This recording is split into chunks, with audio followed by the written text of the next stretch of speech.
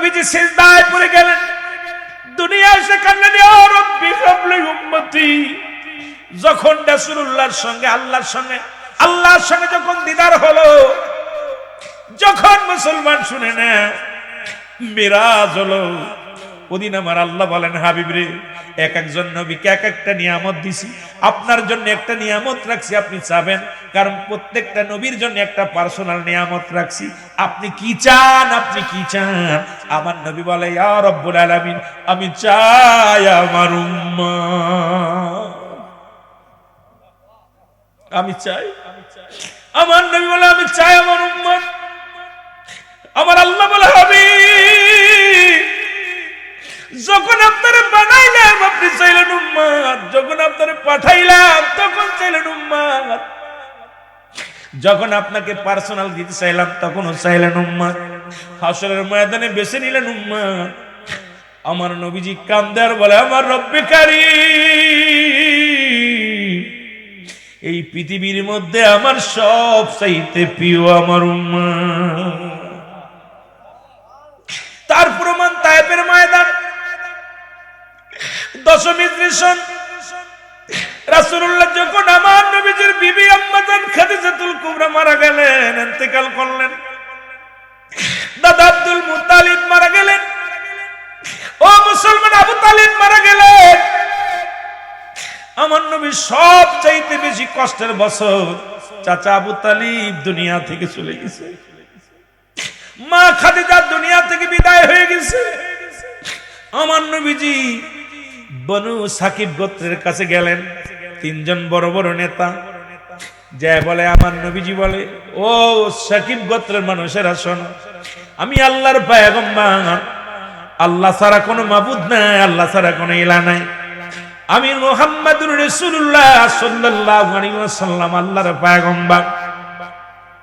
তখন তারা বলতেছিল, প্রথম নেতা বললেন, তোমার বাপ নাই, তোমার মা নাই, তুমি এতিম, তুমি যদি নবী বলে দাবি করো, কাবার গিলাফ টানতে ছিঁড়ে ফেলবো, কাবা শরীফ ছিন্ন বিচ্ছিন্ন করে দিব। দ্বিতীয় নেতার কাছে গেলেন, বলেন, হে আমার আল্লাহ, আল্লাহর প্রেরিত রাসূল, আমি আল্লাহর পয়গম্বর। উনি বলে, হে মুহাম্মদ, তুমি তোমার মতো কাজ্জাব, তোমার মতো মিথ্যাবাদী কেউ নাই, কারণ তুমি নবী হবে কেন? এই দেশের পরে কি মানুষের আকাল পড়ছে? বড় বড় নেতারা আছে, তারা নবী হয় নাই, তুমি নবী হও, তুমি নবী বলে দাবি করো, খবরদার আর একবার তুমি নবী বলে দাবি করো, এই দুনিয়ার মধ্যে রক্তপাত ঘটায় দিব মক্কা মদিনার জমিনে। তৃতীয় নেতার কাছে গেলেন, তৃতীয় নেতা একই কষ্ট দিলেন, আমার নবীজি চোখের পানি ছেড়ে কাঁদলেন। এই বনি সাকিব গোত্রের লোকেরা বড় বড় পাথর ছুঁড়ে নবীর গায়ের মধ্যে মারলেন। আমার নবীজি রাস্তা দিয়ে যায় রে, পাথরের আঘাত গুলো রাসূলুল্লাহর গায়ের মধ্যে লাগে, নবীজি রক্ত জমিনের মধ্যে ঝরে। আমার নবী আরশ মহল্লার দিকে তাকায় তাকায় কাঁদে।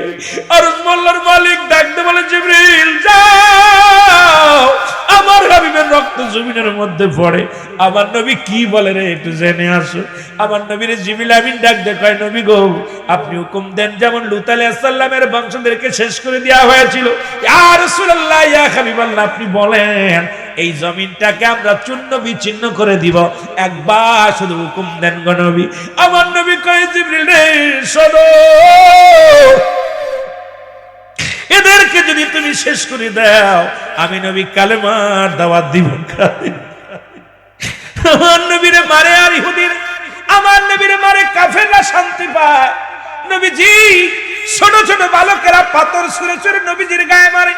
আমার নবী ডাকতে বলে, বালকেরা রে, আমি বড় কষ্ট পাই রে, গা দিয়ে রক্ত ঝরে, তোরা আমারে মারিস না। কয়ে, মুহাম্মদ, তোমারে মারলে মজা লাগে, পাগল বলে নবীরে। আমার নবীজি কান্দে আর কয়, তোরা যদি মজা পাস, তোদের বারণ করবো না, তোরা বড় পাথর মারিস না, ছোট ছোটটা মারে যদি তোরা মজা পাস। আরে বালকের মুসলমান শোনো, তায়েফের ময়দানের বালকের রাসূলুল্লাহর গায়ে পাথর মেরেছে, আমার নবী অভিশাপ দেন নাই, অথচ আমার নবী চোখের পানি ছেড়ে বাজারে কাঁদছে। আল্লাহ,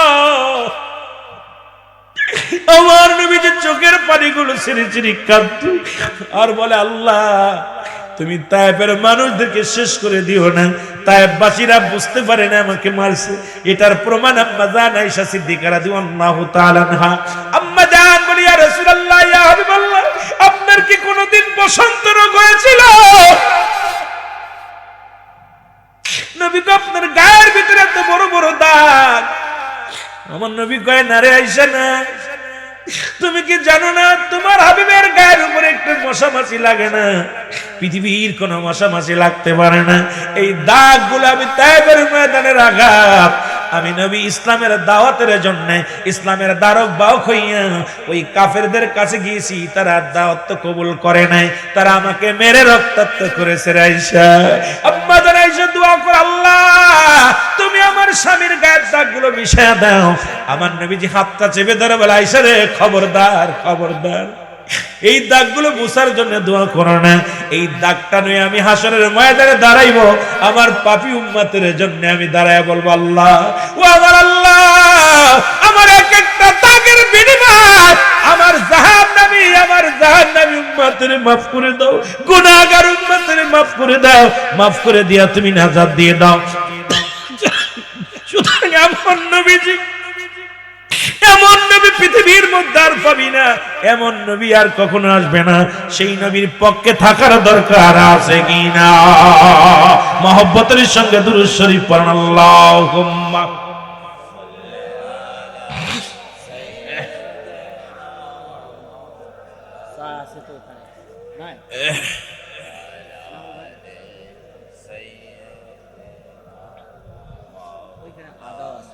ও সমাধান, সমাধান চাও যদি জীবনে মরণে, ফিরে এসো পিছনে চোখ রাখো কোরআনে। সমাধান জোরে বলে, সমাধান ও সমাধান, সমাধান চাও যদি জীবনে মরণে, ফিরে এসো পিছনে চোখ রাখো কোরআনে, তবেই পাবে সুখ শান্তির ঠিকানা, তবেই পাবে সুখ শান্তির ঠিকানা, যদি তুমি মেনে নাও মনে প্রাণে। সমাধান সমাধান, সমাধান চাও যদি জীবনে মরণে, ফিরে আসো পিছনে চোখ রাখো কোরআনে। জোরে বলো মারহাবা, আর একটু জোরে জোরে চিল্লায় বলো মারহাবা। মহব্বতের সঙ্গে দুরূদ শরীফ পড়ুন, আল্লাহুম্মা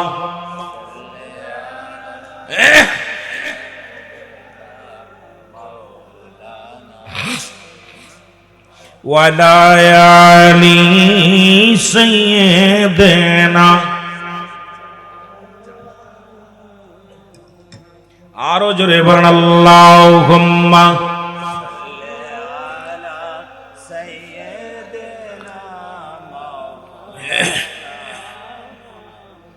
ওয়ালা আলি সাইয়্যিদিনা।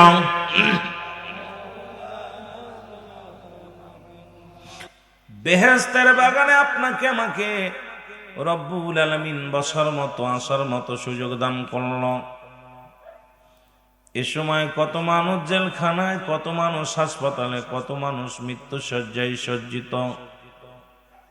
রব্বুল আলামিন আপনাকে যা কোথায় জেলখানায় নেন নাই, হাসপাতালে নেন নাই, পৃথিবীর বাজার ঘাটে নেন নাই, সুন্দর পরিবেশ, জান্নাতের বাগান, এই কোরআনের মাহফিলে আসার মতো বসার মতো সুযোগ দান করল। উচ্চ কণ্ঠে আওয়াজ দিয়ে চিল্লায় বলেন আলহামদুলিল্লাহ।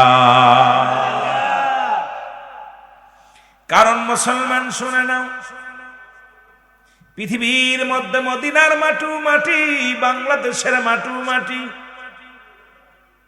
মদিনার মাটি গায়ে লাগলে গুনাহ ঝরে যায়, বাংলাদেশের মাটি গায়ে লাগলে চুলকানি রোগ হয়, মদিনা শরীফের পাথরের মধ্যে চুমা দিলে গুনাহ মাফ হয়ে যায়, বাংলাদেশের পাথরের মধ্যে চুমা দিলে প্রস্রাবের গন্ধ পাওয়া যায়, পাথরে পাথরে বেশ কম, মাটিতে মাটিতে বেশ কম। গতকাল কই জায়গাটা ছিল পরিত্যক্ত একটা জায়গা, একটু ই করতে ইকো কমাই দেন সামান্য একটু, পরিত্যক্ত একটা জায়গা, কিন্তু আজকে কোরআনের খাতিরে, ওলামায়ে কেরামের খাতিরে জায়গাটার নাম হলো রিয়াজুল জান্নাহ বেহেশতের বাগান। আগে হলো বেহেশত, তারপরে হলো বাগান। কারণ পৃথিবীর মধ্যে যত গাছপালা আছে, আম গাছ, জাম গাছ, কাঁঠাল গাছ, যত ফলের মুসলমান ফলের গুণে গাছের পরিচয়, তদ্রুপ রিয়াজুল জান্নাহ বেহেশতের বাগান। আগে হলো বেহেশত, তারপর হলো বাগান। আর এই জান্নাতের বাগানে জাহান্নামীরা আসবে না, জান্নাতীর বাগানে জান্নাতীরা আসবে। জোরে বলেন ঠিক কিনা? রিয়াজুল জান্নাহ বেহেশতের বাগান। যুবক ভাইরা আমার, এই জান্নাতের বাগানে যখন রওনা দিছে গো, প্রতিটা কদমে কদমে আপনার জীবনের সগীরা গুনাহগুলো মাফ হয়ে গেছে। কি গুনাহ মাফ? সগীরা গুনাহগুলো মাফ হয়ে গেছে। আমরা শুধু সগীরা গুনাহ করি না, পদে পদে করছি কবিরা গুনাহ। নামাজ ছেড়ে দেয়া কবিরা গুনাহ, মিথ্যা বলা কবিরা গুনাহ, বেগানা নারীর সঙ্গে দেখা দিয়া কবিরা গুনাহ, বেগানা পুরুষের সঙ্গে দেখা দিয়া কবিরা গুনাহ। হাজার হাজার গুনাহ করতেছি, এই গুনাহগুলো মাফের দরকার আছে কিনা? এই ওয়াজগুলো কষ্ট হয়। যেটা হারামকে হালাল বলার এখতিয়ার পৃথিবীর কোন আলেমের নাই, পৃথিবীর কোন মুফতি সাহেবের নাই। পৃথিবীর মধ্যে এই গুনাহগুলো যদি মাফ করাইতে হয়, কারণ কিয়ামত পর্যন্ত নবীরা আসবে না, নবীগণের দরজা বন্ধ, তওবার দরজা খোলা। এই তওবার দরজা খোলা আছে। ও যুবক ভাইয়েরা শুনে নেন, আল্লামা কুতুবী রাহমাতুল্লাহ বয়ান করে, দুনিয়ার মানুষ শোনো, আসমান থেকে জমিন পর্যন্ত যত গুনাহ করলাম, এই গুনার কথা মনে করে যখন বান্দা কবরের ভয়, বান্দার দিলের ভিতরে জাহান্নামের ভয়, মরণের ভয় যখন বান্দার ভিতরে প্রবেশ করে, বান্দা যখন খাস তওবা করে আল্লাহ বলে ডাক দেয়, রব্বি কারীম বান্দার জীবনের সব গুনাহ মাফ করে দেয়। জোরে বলা যাবে না সুবহানাল্লাহ? মাহফিল আসলে কি লাভ? শুধু নিয়ত করে রওনা দিচ্ছেন, প্রতিটা কদমে কদমে সগীরা গুনাহ মাফ। এখন এখানে বসে, কারণ মরণ তো যে কোনো মুহূর্তে আসতে পারে। পারে কি পারে না? পারে। মালাকুল মউত মানুষের একদম পিছনে যে শিরা রগ যত নিকট, এর চাইতেও নিকটতম, যে কোনো মুহূর্তে আপনি ধরা পড়ে যেতে পারেন। কারণ পরবর্তী সময় আপনার জন্য কি নিয়ামত বয়ে আনতেছে আপনি নিজেও জানেন না। জানেননি? এখান থেকে বাড়ি যেতে পারবো বলতে পারি না। আমরা রাত শেষ করতে পারবো বলতে পারি না। ও যুবক, যেহেতু আসার কারণে সগীরা গুনাহ মাফ, বসে কবিরা গুনাহগুলো মাফ করে নিয়ে যদি যেতে পারি, আপনার জীবনে এতগুলো মাহফিল পাওয়ার পর তারপরেও যদি জাহান্নামে যান, তারপরেও যদি আপনার জীবনটা বরবাদ হয়, আমি মনে করি আপনার কপাল খারাপ, আপনার নসিব খারাপ। কারণ এই পুরা কপাল আপনি জান্নাতি হতে পারলেন না, দেখেও দেখলেন না, বুঝেও বুঝলেন না, শুনেও শুনলেন না। আপনার মতো কপাল পুরা দুনিয়ার মধ্যে নাই। জোরে বলেন ঠিক কিনা? রিয়াজুল জান্নাহ বেহেশতের বাগান। আমার বন্ধুগণ, আমার গভীর মনোযোগ, কোরআনের মাহফিল, যার ভিতরে কোনো ভুল নাই, যার জেরের ভুল নাই, জবরের ভুল নাই, নুক্তার ভুল নাই, আছে না? এই কোরআনুল কারীম যখন নাজিল হলো, রব্বি কারীম পাহাড়ের উপরে পাঠাইলেন। পাহাড় বলে, আল্লাহ এত দামি, এত ভার, এটা আমি ঠেকাইতে পারবো না, এটার দারুণ ক্ষমতা আমি পাহাড় কাল্লা দেও নাই। আর ওই পাহাড়ের দায়িত্ব আছে হযরত ইলিয়াস আলাইহিস সালাম, যাকে আল্লাহ রাব্বুল আলামিন দায়িত্ব দিয়েছেন। হযরত ইলিয়াস ডাক দিয়ে বলে, আল্লাহ এই পাহাড়গুলোর দায়িত্ব আমারে দিয়েছেন, এই পাহাড়গুলো আমারে রক্ষণবেক্ষণ দেখাশোনার দায়িত্ব রব্বি কারীম আমারে দিয়েছেন। কিন্তু কোরআন এত ভার, কোরআন এত দামি, এটা যদি আমার উপরে দেন, আমি দুনিয়া থেকে একবারে পুড়ে, পাহাড়গুলো পুড়ে পুড়ে ছাই হয়ে যাও। ভারে ওজন আমি সহ্য করতে পারবো না। গাছের উপরে দিলেন, গাছ বলে, আল্লাহ আমি এটা পারতাম না। পৃথিবীর মধ্যেও মুসলমান মানুষের উপরে দান করলেন, এই মানুষগুলো এই কোরআনটাকে ধারণ করলেন, এই মানুষগুলো কত দামি। আর মানুষ পৃথিবীর মধ্যে সমস্ত মাখলুকাতের মধ্যে সর্বশ্রেষ্ঠ জাতি, যার উপর আল্লাহ রাব্বুল আলামিন পবিত্র কালামুল্লাহ শরীফ, পবিত্র কোরআনুল কারীম নাজিল করলেন। জোরে জোরে চিল্লায়া বলা যাবে না মারহাবা। এখন এর মধ্যে কোনো ভুল না, আল্লাহ বলেন, আমার সাথে পড়েন, বিসমিল্লাহির রহমানির রহিম, যালিকাল কিতাবু লা রাইবা ফীহি, কোনো সন্দেহ নাই। আসেনি? যারা বলেন আছে। সব কিতাবের মধ্যে যত লিখবেন দেখেন রাইটারে লেখছে, রাইটার বিদ্যা লেখে, কিতাব লেখা বলছে। যদি কোনো ভুল থাকে পরবর্তী যখন আমরা আবার ছাপাই বিটা সংশোধিত করা হবে। কিন্তু কুরআনুল কারীম রব্বে কারীম পৃথিবীর মধ্যে কতকাল কত যুগ আগে পাঠিয়েছেন, আজ পর্যন্ত কোনো ভুল নাই, কোনো জবরের ভুল নাই, কোনো নুক্তার ভুল নাই, কোনো আয়াতের ভুল নাই। কারণ এই কিতাবটা কার কিতাব? জোরে বলেন কার কিতাব? আর একটু জোরে বলেন কার কিতাব? আর এটা পাঠাইছে এখন বলে গোটা জাতির জন্য, আমি মানি না। যদি উলামা ইকরাম পাশে বসে আছে, আমার ভাইয়েরা পাশে বসে আছে, আল্লাহ বলেন এই কিতাবটা মানবে কারা? আল্লাহ বলেন হাদান লিল মুত্তাকিন, একমাত্র হেদায়েত প্রাপ্ত বান্দারা এই কোরআনের প্রতি সম্মান জানাবে, একমাত্র হেদায়েত প্রাপ্ত বান্দারা কোরআনকে সম্মান করবে, ভালোবাসবে। এখন এই দুনিয়ার মধ্যে অমিনান নাস, মানুষের মধ্যে মায়াকুলু, তারা বলবে আমান্না, তারা ঈমান আনছে বিল্লাহি, আল্লাহর প্রতি, অবিলাউ মিনা আখিরা, কিয়ামতের প্রতি বিশ্বাস স্থাপন করছে। ওমা হুম বিমুমিনিন, মুনাফিক তো আছে, আল্লাহ নিজে ধরেই দেয়। এই জন্য কোরআনের প্রতি সম্মান করে কারা? হেদায়েত প্রাপ্ত বান্দারা। ঠিক কিনা? ঠিক কিনা? মুত্তাকিনেরা যারা একমাত্র আল্লাহর ভয় করে। ও মুসলমান, পৃথিবীর মধ্যে আল্লাহ আইনদাতা, বিচারক দাতা আল্লাহ, পৃথিবীর সব কিছুর মালিক, যিনি হলো স্রষ্টা, আমরা সৃষ্টি। এই সৃষ্টি জগতের জন্য নিয়ামত স্বরূপ এই কোরআন পাঠাইলো। সেই কোরআনের মধ্যে বর্তমান যুগে একদল আলেম বলে কোরআনের মধ্যে ভুল আছে।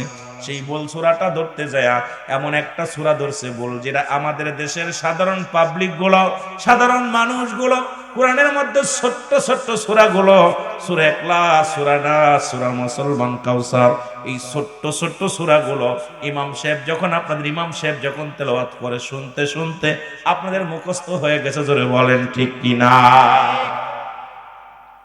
ছোট্ট ছোট্ট সূরাগুলো ইমাম সাহেবের পিছে শুনতে শুনতে অনেক মুসল্লি মুখস্থ করে ফেলেছে। এখন ইহুদিদের চক্রান্ত, খ্রিস্টানদের চক্রান্ত, এরা বলতেছে কোরআনের মধ্যে ভুল আছে সেই ছোট্ট সূরাটার নাম। যারা মূর্তি পূজারি বিশ্বাস করে, যারা প্রতিমায় দেবতারে প্রতিমা বানায় দেবতারে যারা সিজদা করে, যারা দেবতার সামনে যায়, মুসলমান যারা পূজা করে, যাদের ধারণা পূজা এবং রোজা এক, তাদের ধারণা, মুসলমান শুনে নাও, তাদের ধারণা হলো এই কোরআনটাকে যদি, এই সূরাটা যদি জাল বানানে দিয়ে যায়, তাহলে মানুষের ভুল ধারণা বন্ধ হয়ে যাবে। আমার আল্লাহ বলেন, আমার সাথে পড়েন, বিসমিল্লাহির রহমানির রহিম, কুল হুয়াল্লাহু আহাদ, আল্লাহুস সামাদ, লাম ইয়ালিদ ওয়া লাম ইউলাদ ওয়া লাম ইয়াকুন লাহু কুফুয়ান আহাদ। আল্লাহ বলে, হাবিব ভালো করে জেনে নিবেন, বুঝে নিবেন। আল্লাহ বলেন, হাবিবরে আপনি জানিয়ে দেন আমি আল্লাহ এক।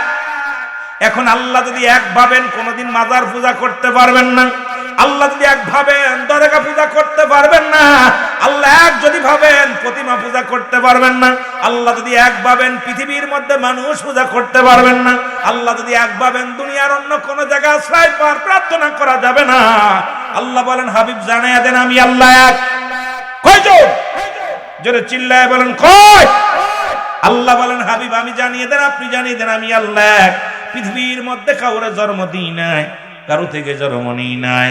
আসমান জমিনের মধ্যে যা কিছু আছে, ও মুসলমান শুনে নাও, শুনে নাও, আসমান জমিনের মধ্যে সব কিছুর পালন কর্তা কে? জোরে বলেন কে? সারা পৃথিবী আমার মুকাফিক কে, আমি কারোর মুকাফিক কি নয়। সুতরাং ইয়া দ্বারা প্রমাণ হয় রব্বে কারীম এই পৃথিবীর স্রষ্টা, তার একমাত্র মালিক, একমাত্র প্রভু। পৃথিবীর মধ্যে দ্বিতীয় সেজদার প্রয়োজন নাই। জোরে বলেন ঠিক কি না? এখন আমাদের দেশের মানুষগুলি ইহুদিদের দালাল, খ্রিস্টানদের দালাল, ইহুদিদের দালাল, খ্রিস্টানদের দালাল, নাসারাদের দালাল। তারা চিন্তা করে যদি এই সূরাটা যদি একবার জাল বানায় দেয়া যায়, তাহলে মানুষ আমাদেরকেও সিজদা করবে, আমাদেরকেও পূজা করবে, আমাদেরকেও মানবে। আর যদি এটা যদি সঠিক থাকে তাহলে আমাদের প্রত্যেকে মন উঠায় নেবে। কারণ তারা চন্ড পূজা করত, তারা প্রতিমা পূজা করত, তারা তারকা পূজা করত, তারা গাছ পূজা করত, কারণ তাদের বহু খোদা ছিল। জোরে বলেন ঠিক কিনা? আর একটু জোরে বলো ঠিক কিনা? কষ্ট হচ্ছে আপনাদের? কষ্ট হচ্ছে? আমরা একমাত্র ইবাদত করব কার? আরো জোরে বলেন কার? আর ইবাদত করার জন্য এই দুনিয়ার মধ্যে বোঝানোর জন্য আসলেন কে? ওমা আরসালনাকা ইল্লা রাহমাতাল লিল আলামিন। জোরে জোরে চিল্লায় বলা যাবে না মারহাবা। এই রহমতের নবী পৃথিবীর মধ্যে আসলেন। নবী কয় হায়াতি খায়রুল লাকুম। ও আলম ওলামা ইকরাম, আল্লাহর নবী ডাক দিয়ে বলে উম্মতিরা শোনো, আমি নবী দুনিয়ার মধ্যে আগমন করলাম আমার উম্মতের কল্যাণের জন্য। এই পৃথিবীর মধ্যে আমার উম্মতিরা শোনো গো, এই দুনিয়ায় আমাকে প্রেরণ করলেন, আমাকে পাঠানোর একটা উদ্দেশ্য হলো আমি নবী তোমাদের জন্য রহমত স্বরূপ। জোরে জোরে বলো মারহাবা। নবী কয় হায়াতি খায়রুল লাকুম, আমার হায়াতের জিন্দেগিটা কত মজার কথা। নবী বলেন আমার হায়াতের জিন্দেগিটা আমার উম্মতের জন্য কল্যাণ স্বরূপ। ও যুবক, কারণ আমার উম্মতের সঙ্গে কথাবার্তা বলেছি, উম্মতের সঙ্গে চলাফেরা করেছি, উম্মতরা যেমন ঘর সংসার করে আমি এমনি করেছি। এই জন্য আমার দেশের কিছু মৌলবী আছে কয় নবী আমগার মতো মানুষ। আরে বোকার দলের আসন, কারণ নবীর সঙ্গে কোনো মেসাল চলে না। কার লগে মেসাল দাও শুনে নাও। নবী কয় আমি পৃথিবীর মধ্যে আগমন করলাম উম্মতের কল্যাণের জন্য, আবার দুনিয়া থেকে বিদায় নিলাম। ওয়াফাতি খায়রুল লাকুম, নবী কয় আমার ওয়াফাতটাও, আমার ইন্তেকাল শরীফটা আমার উম্মতের জন্য কল্যাণ স্বরূপ। কারণ আমার নবী দুনিয়ার মধ্যে আগমন করছে উম্মতের জন্য, বিদায় নিছে উম্মতের জন্য। জোরে জোরে চিল্লায়া বলা যাবে না মারহাবা। একটা দুইটা বিষয় আমার খুব চিন্তিত মনে হয়, যারা রাসূলকে নিয়ে উল্টাপাল্টা কথা বলে, কোরআনের তাফসীর করতে যায় ভুল ব্যাখ্যা, ভুল সাজেশন দিয়ে মানুষকে বিভ্রান্তি করতেছে। আমার বাবারা, রাসূল বলে ওমা মায়াতি খায়রুল লাকুম, আমার নবী কয় ওয়াফাতি খায়রুল লাকুম, আমার ওয়াফাতটা পৃথিবীর মধ্যে থেকে আমি নবী দুনিয়া থেকে বিদায় নিলাম। কারণ আমার কোন উম্মত যদি পৃথিবীর মধ্যে ভালো কর্ম করে, আজকে যেমন যুব সমাজ মিলা কোরআনের মাহফিল করেছে, সভাপতি আছে, উলামা ইকরাম আছে, আমার নবীজি খুশি হয়ে রব্বে কারীমের দরবারে বলবে আল্লাহ ওই কোথায় ওই বোমরদাহর জমিনের মধ্যে তোমার কিছু গোলামেরা তোমার ডাকে, তোমার পাগল, তোমার কোরআনের মাহফিল সাজাইয়া পাগলেরা বসে বসে রব্বে কারীম তোমার স্মরণ করে। আমার আল্লাহ বলে, আমার নবী বলেন আমি আমার উম্মতের জন্য প্রশংসা করি কার কাছে? আর জোরে বলেন কার কাছে? আল্লাহর কাছে। আবার পৃথিবীর মধ্যে যদি কোন উম্মত গুনাহের কাজ করে, যদি অন্যায় করে, জুলুম করে, ব্যভিচার করে, আমি নবীর সঙ্গে সঙ্গে আল্লাহ দরবারে ইস্তেগফার করি, ক্ষমা চাই। আল্লাহ অমুক গ্রামে বোমরদার ইনামুল মিয়া অন্যায় করেছে, আমি তার তরফ থেকে ক্ষমা চাইলাম, আল্লাহ তুমি ওরে মাফ করে দাও। পৃথিবীর মধ্যে অন্যায় করে ছেলে মাফ চায় বাবাই, অন্যায় করে গ্রামের ছেলে মাফ চায় চেয়ারম্যান মেম্বার যাইয়া, এমন নবীর উম্মত হইলাম। ভুল করি আমি ক্ষমা চাই আমার নবী। আওয়াজ জোর হলো না, কারণ নবীর ভালোবাসা মনে হয় না আপনাদের অন্তরে নাই। অন্যায় করি আমরা, ভুল ক্ষমা চাই কে? এর রহমাতাল লিল আলামিন, আপনি উম্মতের জানবীন। বলেন রহমাতাল লিল ওগো আপনি উম্মতের জামিন, গুনাহগারের অতি আপনজন, আল্লাহর নবী, নূরের নবী গো, আপনি নবী আমার জীবনের জীবন। বলেন আপনি নবী আমার, আরো জোরে বলেন আল্লাহর নবী, নূরের নবী গো, আপনি নবী আমার জীবনের জীবন। বলেন আপনি নবী আমার, আপনি আমার জীবন সাথী, অন্ধকার খবরের বাতি।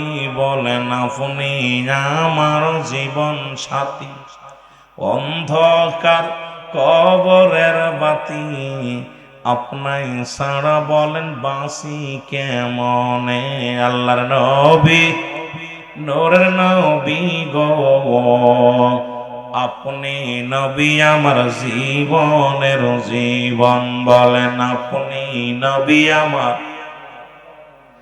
আপনাকে যে পাইল জাহান্নামের আগুন তার হারাম হইল।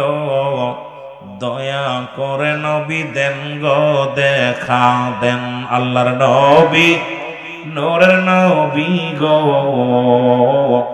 আপনি নবী আমার জীবনের জীবন। আল্লাহুম্মা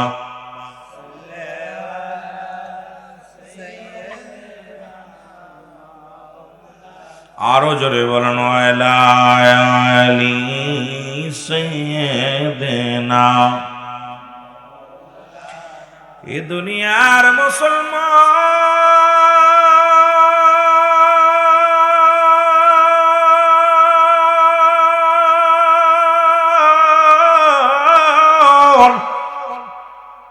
নবী লাগবে কবরে, নবী লাগবে মিজানে, নবী লাগবে ফুলসিরাতে গো।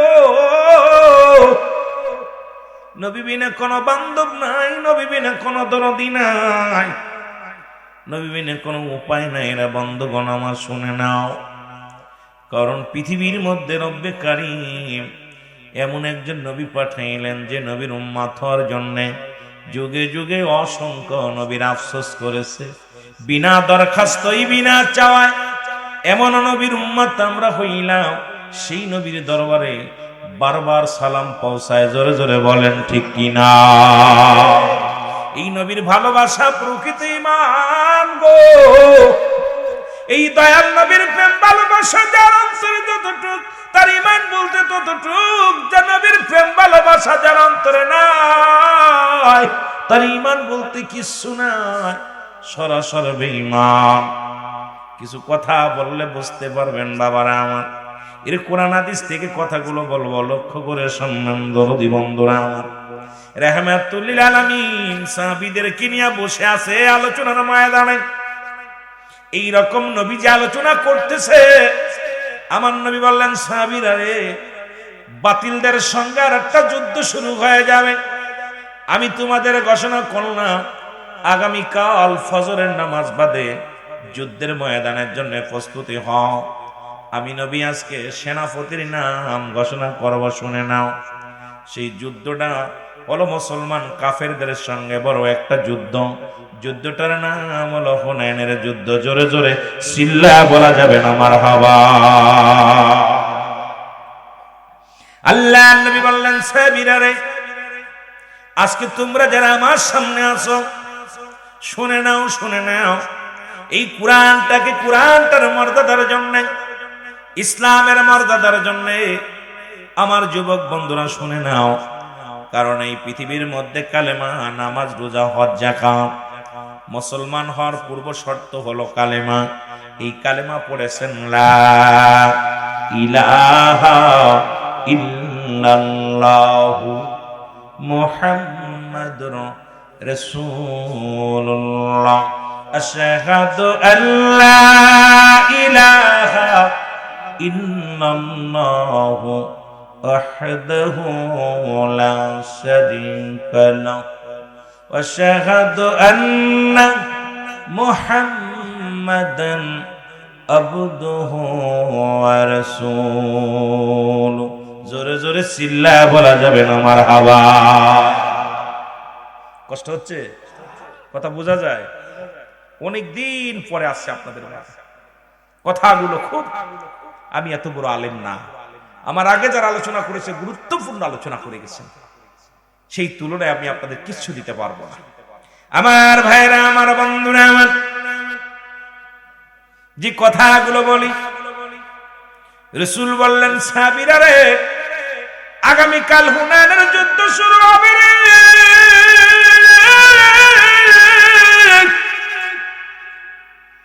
সত্য মিথ্যার মধ্যে একটা বিশাল জয় পরাজয় হবে গো।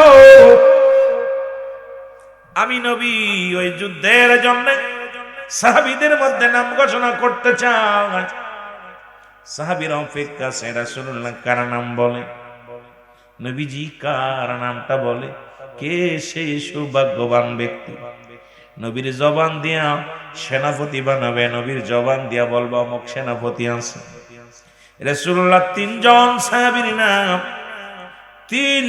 সাহাবীর নাম ঘোষণা করলেন। তাদের মধ্যে এক নাম্বার সেনাপতি যিনি ওই জমিনের মধ্যে উপস্থিত নাই, উপস্থিত যত মুসল্লি আছে, যত সাহাবীরা আছে, রাসূলের মুখের দিকে তাকিয়ে আছে। নবীজি বললেন আগামীকাল যুদ্ধের যাত্রা শুরু হবে, আর হুনাইনের যুদ্ধে এক নম্বরে নেতৃত্ব দিবে আমার প্রিয় সাহাবী হযরতে হুযায়ফা রাদিয়াল্লাহু তাআলা। জোরে জোরে চিল্লায়া বলা যাবে না মারহাবা। দুঃখের দিনের দরদি মর নবী কামলিওয়ালা, নবী কামলি। আরো জোরে বলেন, দুঃখের দিনের দরদি মর নবী কামলিওয়ালা, নবী কামলিওয়ালা। তুমি আসবে ভবে এই জগতে, জ্বলবে সরকলালা, নবী কামলিওয়ালা। বল দুঃখের দিনের দরদি মর নবী কামলিওয়ালা, নবী কামলিওয়ালা। জোরে বলেন মারহাবা। এ বন্ধুগণ আমার গভীর মনোযোগ, রাসূল ডাকতে বলেন সাহাবীরা রে,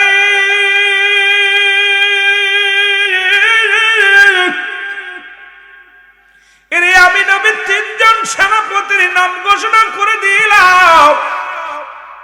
এরে এক নম্বর হুনাইনের যুদ্ধে নেতৃত্ব দিবে আমার প্রিয় সাহাবী। ও মুসলমান শুনে নাও। সাহাবীরা সবাই আশ্চর্য হয়ে গেলেন, ঘটনা কি? হুযায়ফা তো ময়দানে নাই, হুযায়ফার তো দেখি না, হুজুর নামটা ঘোষণা করলেন, আর হুযায়ফার নিশ্চিত মৃত্যুবরণ হবে। কারণ যে যুদ্ধের ময়দানে রাসূলুল্লাহ একের অধিক সেনাপতির নাম ঘোষণা করত। কি হলো ভাই, সাউন্ডটা ঠিক করেন, একটু টোনটা কমাই দিয়া, ইকো কমাই দেন, দিয়া মোটামুটি চালান, সুন্দর আওয়াজ হচ্ছে। যে যুদ্ধের ময়দানে রাসূলুল্লাহ একের অধিক সেনাপতির নাম ঘোষণা করত, দুজন বললে একজন মারা যেত, তিনজন বললে দুজন শাহাদাতের পেয়ালা পান করত। যে যুদ্ধের ময়দানে রাসূল একজনের নাম বলতেন, সেই যুদ্ধে সাহাবী বিজয় হয়ে বীরের বেশে রাসূলুল্লাহর কদমের মধ্যে হাজির হয়ে যেত। জোরে বলেন আল্লাহু আকবার। এখন হুনাইনের যুদ্ধের সেনাপতি কয়জন? জোরে বলেন কয়জন? তিনজন সেনাপতি। রাসূল বললেন সাহাবীরা রে, আমি এই তিনজনের নাম ঘোষণা করে দিলাম। এই তিনজনের নাম, কিন্তু এক নাম্বার সেনাপতি ওখানে নাই। উনি গেছে বিবাহ করতে, নতুন বিবাহ করতে গেছে। আমার বন্ধুরা আজকে একটা দিন মাহফিল শোনার জন্য যারা আসতে পারেন নাই, যারা এখনো বাড়ি থেকে কান দিয়া শুনতেছেন আলোচনা, খেয়াল করে শোনেন।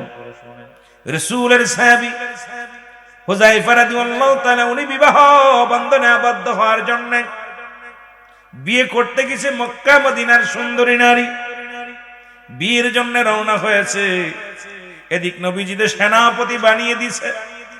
ও মুসলমান শুনে নাও, চিঠিখানা যখন নবীজি হাতের দিলেন, তিনজনকে তিনটা চিঠি দিলেন। হুজাইফার চিঠি, হুজাইফা তো মজলিসে নাই। হুজাইফার পত্রখানা এক পথিকের হাতে দিলেন, নিয়ে হুজাইফার কাছে পৌঁছায় দিলেন। হুজাইফা বিবাহ কাজ শুধু আনুষ্ঠানিকতা বাদ, মোনাজাত বাদ, দোয়া করে। নবীর সাহাবীরা কোন বিবাহ অনুষ্ঠান হলে এক জায়গা বসে দোয়া করতেন, দোয়া করে কিছু খুরমা খাইতেন, খেজুর খাইতেন, কারণ এটা সুন্নাতে রাসূল, আমার নবীজির হুকুম ছিল। জোরে জোরে চিল্লায় বলো মারহাবা। হুজাইফার বিয়া হয়ে গেল। চিঠিখানা এক ইহুদি এনে বলেন, হুজাইফা রে, রাহমাতুল লিল আলামিন একটা চিঠি দিছে, তোমার চিঠিখানা নাও। হুজাইফা যখন চিঠিখানা হাতের মধ্যে নিলেন, হাতের মধ্যে নিয়ে চিঠির মধ্যে লেখা দেখে, হুজাইফা, আমার প্রিয় সাহাবী হুজাইফা রে, আগামীকাল হুনাইনের যুদ্ধে ফজরের নামাজ বাদে রওনা হব। ও আমার সাহাবী, আমি তোমার 1 নাম্বার সেনাপতি বানিয়েছি। ও হুজাইফা, ইতি তোমার নবী রাহমাতুল লিল আলামিন। জোরে জোরে চিল্লায়া বলা যাবে না মারহাবা। সর্বশেষ পরিশেষে রাহমাতুল লিল আলামিন। হুজাইফা চিঠির মধ্যে চুমা দিলেন। হুজাইফা চিঠিখানা বুকের সঙ্গে টেনে ধরলেন। হযরত হুজাইফা চিঠিখানা চুমা দিয়া মাথার মধ্যে লাগাইয়া চিৎকার মেরে বলে, ইয়া রাসূলুল্লাহ, ইয়া হাবিবাল্লাহ, আজকে ফজরের নামাজ বাদে আমি ফজরের নামাজ বাদে যুদ্ধের ময়দানে যেতে হবে। ইয়া রাসূলুল্লাহ, আমি বিবাহ বন্ধনে আবদ্ধ হওয়ার জন্য এখানে এসেছি। ইয়া রাসূলুল্লাহ, তার মানে আমি 1 নাম্বার সেনাপতি, আমার পরেও আরো আছে। সুতরাং এই যুদ্ধের ময়দানে আমি হয়তো আর ফিরে আসব না। কারণ হুজাইফা রাদিয়াল্লাহু তাআলা, এ মুসলমান গভীর মনোযোগ, চোখের পানি ছেড়ে কান্দে, ইয়া রাসূলুল্লাহ, ইয়া হাবিবাল্লাহ, আমি ভুল করেছি গো নবী। কারণ আপনার সামনে থাকলে ক্ষুধা নিবারণ হয়ে যায়, আপনাকে দেখলে ঘুম হারাম হয়ে যায়, আপনাকে দেখলে মনের দুঃখ দূর হয়ে যায়। আমি আমার রাসূলের কদম থেকে অনেক দূরে আছি, আমি ভুল করেছি মনে হয়। সঙ্গে সঙ্গে উঠে দাঁড়ায়া উপস্থিত মুসল্লিদের ডাক দে বলে, ভাইরা, এ আমার ভাইরা, তোমরা থাকো, আমি গেলাম আমার রাসূলুল্লাহর কাছে। জোরে বলেন না মারহাবা। রাসূলকে কত ভালোবাসতেন মুসলমান আমার। এ গাঙ্গির বাবারা, রাহমাতুল লিল আলামিন আমার নবীর কদমের মধ্যে রওনা হয়ে গেলেন। পিছন থেকে ডাক দে বলে, হুজাইফা রে, সবে মাত্র বিবাহ হলো, একটু তুমিও কোনদিন আমার মেয়েটাকে দেখো নাই, মেয়েও তোমার দেখে নাই। সুতরাং নতুন বিবি হুজাইফা রে, তোমার বিবিও তোমারে দেখে নাই, তুমিও বিবিরে দেখো নাই। হুজাইফা, বিবাহ হয়ে গেল, তোমার বিবির একটু দেখে যাও, তোমার বিবিরে তুমি দেখে যাও। হুজাইফা কয় না, আমার সময় নাই, রহমতের নবী যুদ্ধে রওনা দিবে রে, আমি সেনাপতি, সুতরাং আর সময় নাই। কই রওনা হয়ে গেলেন। পিছন থেকে বিবি মুসলমান কেউ ঠেকাইতে পারলেন না। হুজাইফা চলে আসলেন রাসূলুল্লাহর কদমের মধ্যে। নবীজি হুজাইফাকে দেখে একটা মিষ্টি হাসি দিলেন। রাসূল বলেন, হুজাইফা রে, তুমি আইছো বলি, ইয়া রাসূলুল্লাহ, ইয়া হাবিবাল্লাহ, আমি আপনার কদমের মধ্যে বান্দা হাজির হয়ে গেছে। ইয়া রাসূলুল্লাহ, ইয়া হাবিবাল্লাহ। নবী বলেন, হুজাইফা রে, তাড়াতাড়ি তুমি যুদ্ধের সরঞ্জাম গুছায় নাও, কারণ ফজরের নামাজ বাদে, কারণ আমরা রওনা দিব, তোমরা রওনা দিবা যুদ্ধের ময়দানে। কারণ রাসূলুল্লাহর কাছে 1 নাম্বার প্রিয় ছিল নামাজ। এই জন্য যখনই কোন যুদ্ধের ময়দানে যাইতেন, নামাজ শেষ করে দোয়া করে রওনা দিতেন।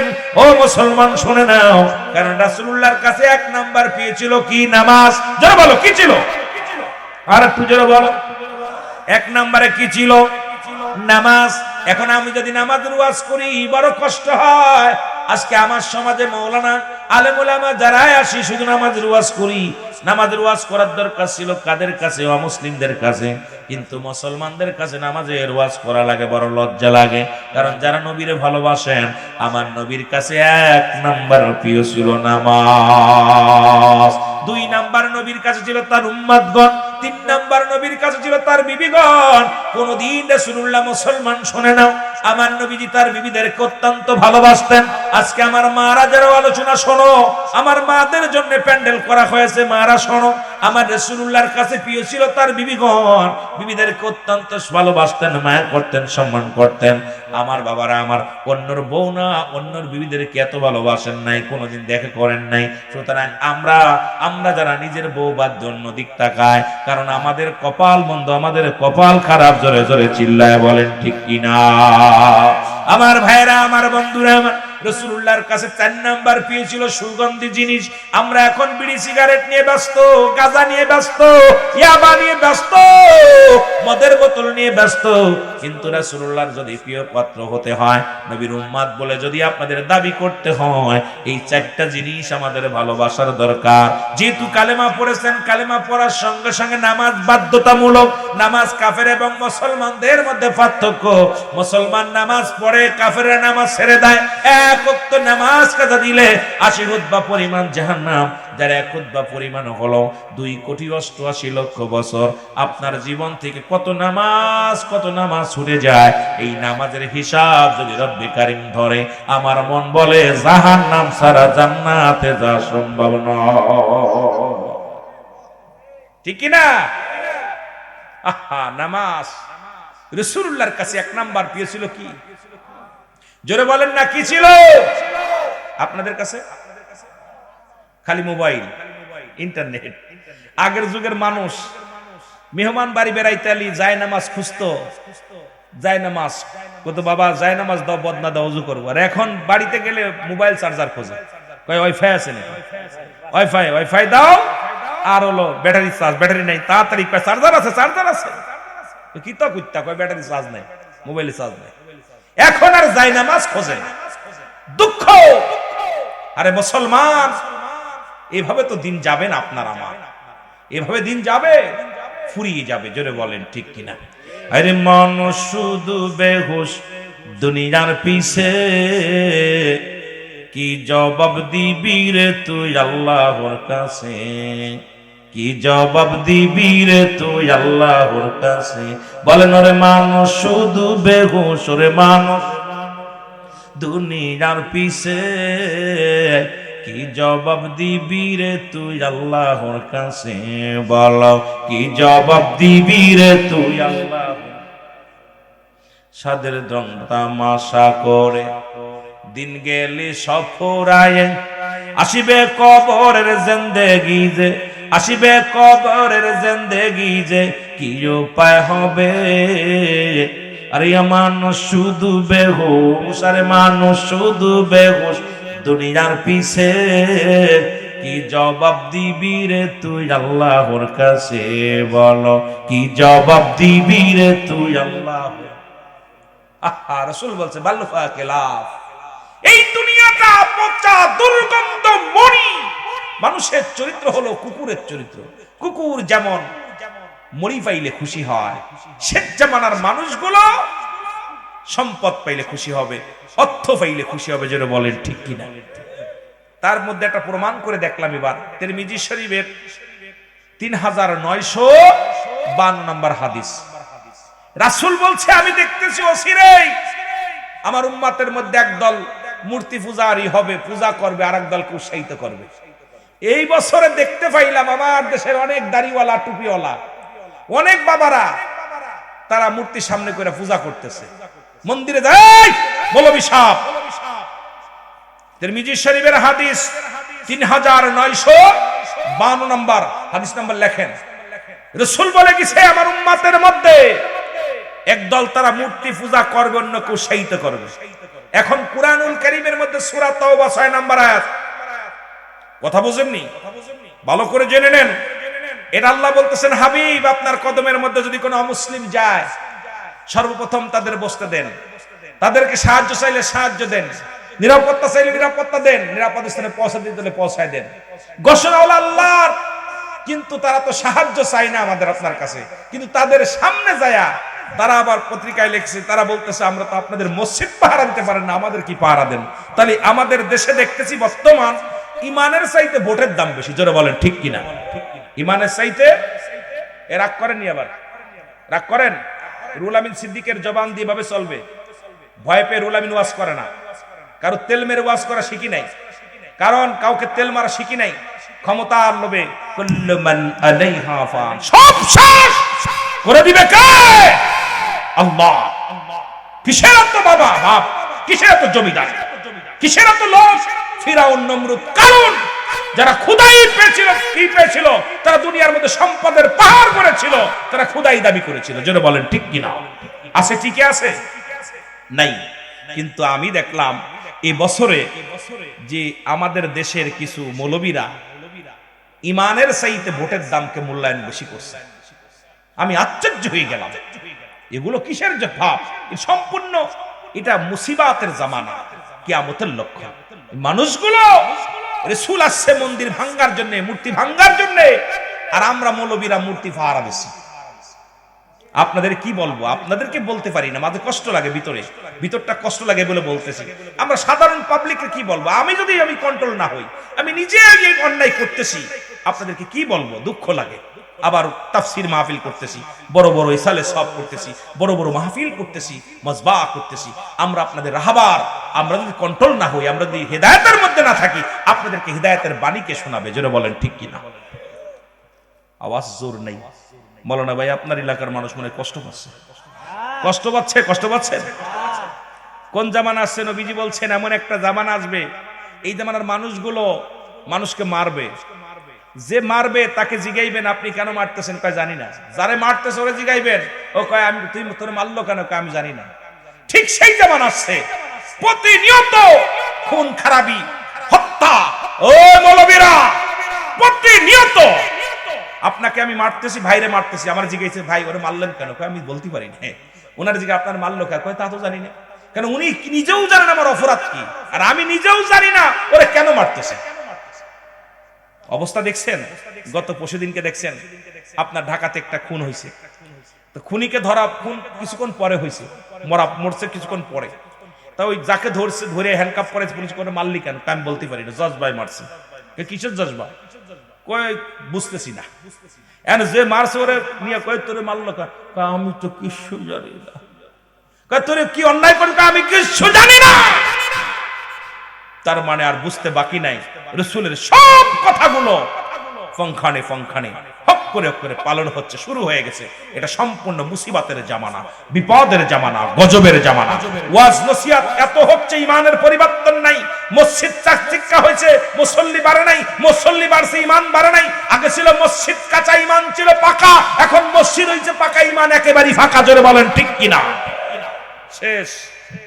আমরা বক্তারা পকেট ভরে টাকা নিয়ে বাড়ি গাড়ি করতেছি। আহা, কি ব্যবসা! জমজমাট ব্যবসা।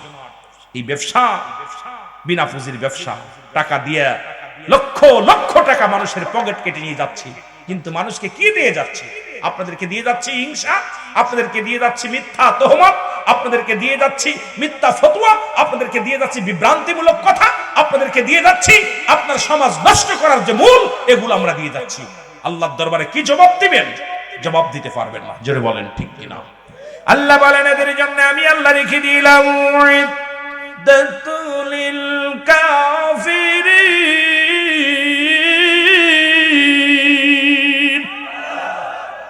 এই কাফের বেঈমান মুনাফিকদের জন্য। এই বাবা উঠলা কেন? এই কিছে? এক নাম্বার দরকার নাই, সব বয়া থাকবেন। আল্লাহ যেন আমাদেরকে যেন ডায়াবেটিস থেকে মুক্ত দান করে। আমিন বলেন, আমিন বলেন। আল্লাহ, আজকে যারা বসে থাকে আল্লাহ চিরতরে ডায়াবেটিস মাফ করে দিবে। এই যত কষ্ট করে বয়া থাকবে, আর হয়তো ঘন্টানেক আলোচনা করবো, বেশি জোরে করলেও 1 ঘন্টা করবো না, হয়তো তার কম করবো। আর যদি সময় যদি আপনাদের কষ্ট হয় ছেড়ে দিবেন ইনশাল্লাহ। কষ্ট হচ্ছে আপনাদের? কষ্ট হচ্ছে? কষ্ট হলে ছেড়ে দিব, আল্লাহ বাঁচায়। আমি কাউকে কষ্ট দিয়ে ওয়াজ করবো না, কষ্ট দিয়া। কারণ আলোচনা, কোরআনের একটা আয়াতের ব্যাখ্যা বিশ্লেষণ করতে গেলে সময় লাগবে, অনেক আলোচনা। এত বড়ি আলোচনা করে লাভ নাই। কোরআন একটা আয়াত, ওই বা বিসমিল্লাহর বা আর সূরা নাসের সিন, বাস যথেষ্ট। এই 2টা হরফের উচ্চারণ, 2টা হরফের ওয়াজ করলেই রাত শেষ। এত লাগে নাকি? এর প্রেক্ষাপট শানে নজুল এর মা আপনার মাজদার সিগা দিয়ে আগুল বিস্তারিত বিস্তারিত এর আলোচনা খুলি প্রেক্ষাপটটা আলোচনা করলে হলো। কেন পাঠাইলেন, কেন? এই কেনর জবাব দিতে গেলেই সারা রাত আলোচনা শেষ হয়ে যাবে। আমার বাজানেরা এত লাগে না, কিন্তু আমরা কি করতেছি, আমাদের পক্ষে যেগুলো আয়াত ওগুলো টেনে টেনে বাইসা আমি মাঝে মাঝে একটা কথা বললে অনেকে কষ্ট পায়, যিনি বলি না যে আজকে কোরআনটাকে 3 ভাগে ভাগ করেছি। একদল নিচে সওয়াবের উদ্দেশ্যে, একদল নিচে রাজনীতির উদ্দেশ্যে, আরেক দল নিচে মুরিদ বাড়ার জন্য। কথা বুঝেননি? কথা বোঝেন? রাগ করেন? এখন আমরা 3 দল নিছি, কারণ কোরআনটার 3টা ভাগ করছে। কয়টা ভাগ করছে? বাংলাদেশে এখন বর্তমান যারা পীর আছে, যত মুরিদ বাড়বে সে মুরিদের আয়াত নেছে। যত মুরিদ, কত মুরিদ, আমার এত হাজার মুরিদ, আমার এত হাজার মুরিদ, কারণ মুরিদ এখন বাড়া শুরু করছে। পীর এখন ঘরে ঘরে, অথচ পীর বানায় আল্লাহ। আল্লাহ বলে সূরা ইউনূসের মধ্যে 11 নম্বর পারা 62 নম্বর আয়াত, আল্লাহ নিজেই তো কালা সাবধান ইন্নানি চালা ইন্না উদাল্লাহি, আল্লাহর তরফ থেকে যারা ওলি হয় লা নাইখামুন শব্দের অর্থ ভয়, ওয়ালা যদি অবস্থান করে হুমদের উপরে হাজানুন, তাদের কোনো চিন্তা ভাবনা কিচ্ছু নাই। জোরে বলেন মারহাবা। আর একটু জোরে বলেন। কষ্ট, এই কথাগুলো বলতে গেলে কিছু কথা গরম বাতে বিলাই বাজার, আমাদের অনেক আলেমরা কষ্ট পাবে, আবার এই পক্ষের লোক যারা তারা কষ্ট পাবে। তবে ভাই কষ্ট পান, দুঃখ নাই, কিন্তু ঈমান নিয়ে কবরে যান। জোরে বলেন ঠিক কিনা? আমার ভাইয়েরা, আমার বন্ধুরা, আমার যে কথাগুলো বলতেছি দিলের কান্ডা লাগায় শোনা নাও। আমার নবী রাহমাতুল লিল আলামিন, আমার বাবারা, নবীজি যখন সেনাপতির নাম ঘোষণা করলেন, মনে আছে? মনে আসেনি? হযরত হুযায়ফা রাদিয়াল্লাহু তাআলা উনি দৌড়ায় আসলেন নবীর কাছে। নবীজি ফজরে আযান হলো, হযরত বেলাল রাদিয়াল্লাহু তাআলা আযান দিলেন, নবীজি ইমামতি করলেন। কেমন নবীর উম্মত আমরা? নবী ইমাম, নবী মুসল্লি। কারণ আমার নবী নামাজের প্রতি এত গুরুত্ব দিতেন। নবীজি নামাজের প্রতি খুব গুরুত্ব ছিলেন। নবী সাহাবীদেরকে নামাজের জন্য উৎসাহিত করেছেন। নবী নামাজের জন্য আমার নবীজি কত কষ্ট করেছে।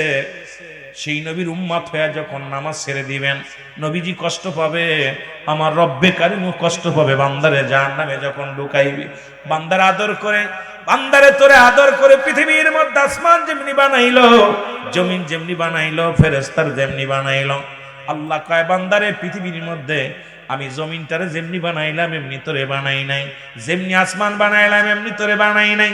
এ বান্দা, পৃথিবীর মধ্যে আমার নিকটবর্তী ফেরেশতা তাদেরকে আমি যেমনি বানাইলাম এমনি তোরে বানাই নাই। আমি তোরে বানাইছি আমি রব্বে কারীম আমার কুদরতি হাত মোবারক দিয়ে বান্দারে বানাইছি। আর তো রব্বুল আলামিন এত আদর করে, এত ভালোবেসে এই বান্দা বান্দিরে বানাইছে। সেই বান্দা বান্দি জাহান্নামে গেলে আমার মাওলাও কষ্ট পাবে। জোরে বলেন ঠিক কিনা? আমার বন্ধুগণ, আমার হযরত হুযায়ফা কি করলেন? আমার নবীজি নামাজ শেষ করলেন। হঠাৎ করে একটা পত্র আসলেন, 3টা পত্র আসলেন পরপর। প্রথম চিঠির মধ্যে লেখা আছে, ও আমার স্বামী। হুযায়ফার হাতে চিঠিখানা আসলেন, ও আমার স্বামী, আমি জানি নির্ঘাত আপনি শাহাদাতের পেয়ালা পান করবেন। কারণ আমার আগে ইতিপূর্বে আমরা দেখেছি যে যুদ্ধের ময়দানে রাসূল সেনাপতি একের অধিক বলেছে, সবাই শাহাদাতের পেয়ালা পান করেছে। সুতরাং আমার স্বামী, আপনি নির্ঘাত আপনি শাহাদাতের পেয়ালা পান করবেন। আমি মক্কা মদিনা আরবের সুন্দরী নারী, ও আমার স্বামী, সবে মাত্র বিয়া হলো, আমিও আপনাকে দেখি নাই, আপনিও আমার দেখেন নাই। আমি কি নিয়ে আপনার স্মৃতি নিয়ে কি লয়ে বাঁচবো স্বামী রে? ওই মুসিবতের দিনে কি লই আপনার আমি কেমনে চেনবো? একটু ধরা আপনার কাছে অনুরোধ করি, একটা নজর আসেন, আমি আপনাকে প্রাণ ভরে দেখব, আমি আপনাকে প্রাণ ভরে দুনয়ন ভরে দেখবো আমার স্বামী। চিঠিখানার মধ্যে হুযায়ফা লিখে দিলেন, বিবি রে, পৃথিবীর সবচাইতে দামি জায়গা হলো আমার নবী রাহমাতুল লিল আলামিনের চরণ মোবারক, আমার নবীজির কদম মোবারক। বিবি রে, ও বিবি, আমারে তুমি মাফ করে দিও, আমি যেতে পারবো না, কারণ আমি আমার রাসূলুল্লাহর কদমের মধ্যে আছি। সুতরাং আমার নবীর কদম থেকে আমি যাওয়া সম্ভব না। চিঠিখানা নিয়ে আবার জমা দিলেন। আবার চিঠি আসলেন, ডাকতে বলে, স্বামী, ও আমার স্বামী, আমি দূর থেকে আপনাকে দেখবো, আপনাকে প্রেম বিনোদন করব না, আমি আপনাকে কখনো আদর করব না, দূর থেকে এক নজরে দেখবো। আমি স্বামী, জীবনে কোনোদিন আমি কোনো পুরুষ দেখি নাই, জীবনে কোনো দিন আমি কোনো পুরুষের চেহারা দেখি না, কারণ আপনি আমার স্বামী, আপনাকে এক নজর প্রাণ ভরে দেখবো। ও আমার স্বামী, একবার আয় আমার সামনে আয়, একবার প্রাণ ভরে দেখবো। চিঠির মধ্যে লিখে দিলেন, ও বিবি তুমি দাবি করো না, কারণ আমি রাহমাতুল লিল আলামিনের কদমের মধ্যে আছি, কিছুক্ষণের মধ্যে আমি যুদ্ধের ময়দানে রওনা দিব। সুতরাং আমার নবীজির মুখ জিয়ারা মুবারক, আমার নবীর কদমের মধ্যে থেকে আমি যত সুখ পাই, যত মজা পাই, পৃথিবীর অন্য কোথাও এত মজা পাই না। জোরে বলেন মারহাবা। আবার একখান চিঠি আসলেন, স্বামী, ও স্বামী, শুধু একবার একবার আমারে দেখবেন, আমিও আপনার একবার দেখবো। চিঠি কানা পাতের মধ্যে নিয়ে হুযায়ফা বিবির কত মনটা খারাপ হয়ে গেল, বারবার 3টা চিঠি আসলো, মনটা খারাপ করে বসে আছে। আমার নবীজি তাকায় দেখে হুযায়ফার মনটা বড় মলিন। নবীজি বলে, হুযায়ফা রে, ও হুযায়ফা, তোমার মনটা কেন মলিন? আর তোমার 3টা দেখলাম কাগজ, কি যেন একটা পত্র পড়ো, আবার রেখে দাও, আবার দিয়ে দাও। বলি, ইয়া রাসূলুল্লাহ, ইয়া হাবিবাল্লাহ, আমি আপনার কাছে লুকাইব না, গত বিকেলে আমি বিয়ে করেছি। ইয়া রাসূলুল্লাহ, ইয়া হাবিবাল্লাহ, সন্ধ্যার সময় বিয়ে করেছি। আমার বিবির চেহারা মোবারক আমি দেখি নাই, বিবি কেমন আমিও বিবিরে দেখি নাই, বিবি আমাকে দেখে নাই। বিবি আমাকে দেখার জন্য বড় আকুল হয়ে আছে, বিবি আমাকে দেখার জন্য বড় পাগল হয়ে আছে। ইয়া রাসূলুল্লাহ, ইয়া হাবিবাল্লাহ, অথচ একটু পরেই তো কাফেলায় রওনা দিব, আমরা যুদ্ধের ময়দানে, হুনাইনের যুদ্ধে রওনা দিব। ইয়া রাসূলুল্লাহ, ইয়া হাবিবাল্লাহ, এই কারণে আমি যাইতে পারি না। যাও। আমার নবীজি বললেন, হুযায়ফা রে, যাও, আমি নবী তোমারে কিছু সময় ছুটি দিলাম, তাড়াতাড়ি যাও, তুমি আসলে পারে কাফেলা ছাড়বে, তুমি যাও। হুযায়ফা চলে গেলেন বিবির কাছে। দূর থেকে বিবিকে ডাকতে বলে, বিবি,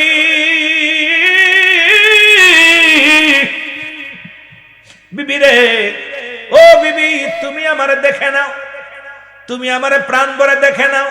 বিবি দূর থেকে ডাকতে বলে, স্বামী, খোদার কসম করে বলি, আপনাকে আমি ঠেকাবো না, আপনাকে আমি বাধাও দিব না, শুধু ঘরের ভিতর আসবেন, একটু ওযু করবেন, উত্তম রূপ ওযু করবেন, আমি আপনি আপনার পাশে দাঁড়ায় 2 রাকাত নামাজ আদায় করতে চাই, আর আপনার কদমের মধ্যে একটা চুমা দিতে চাই। রে স্বামী, এর স্বামীর প্রতি কত শ্রদ্ধাশীলতা ছিল মুসলমান, শোনে না? আর আমাদের মেয়েরা স্ত্রী, স্বামী স্ত্রীর যে ভালোবাসা, ও যুবক, আরে যুবক, নবীর কাছে 3 নাম্বার পেয়েছিল তার বিবিগণ।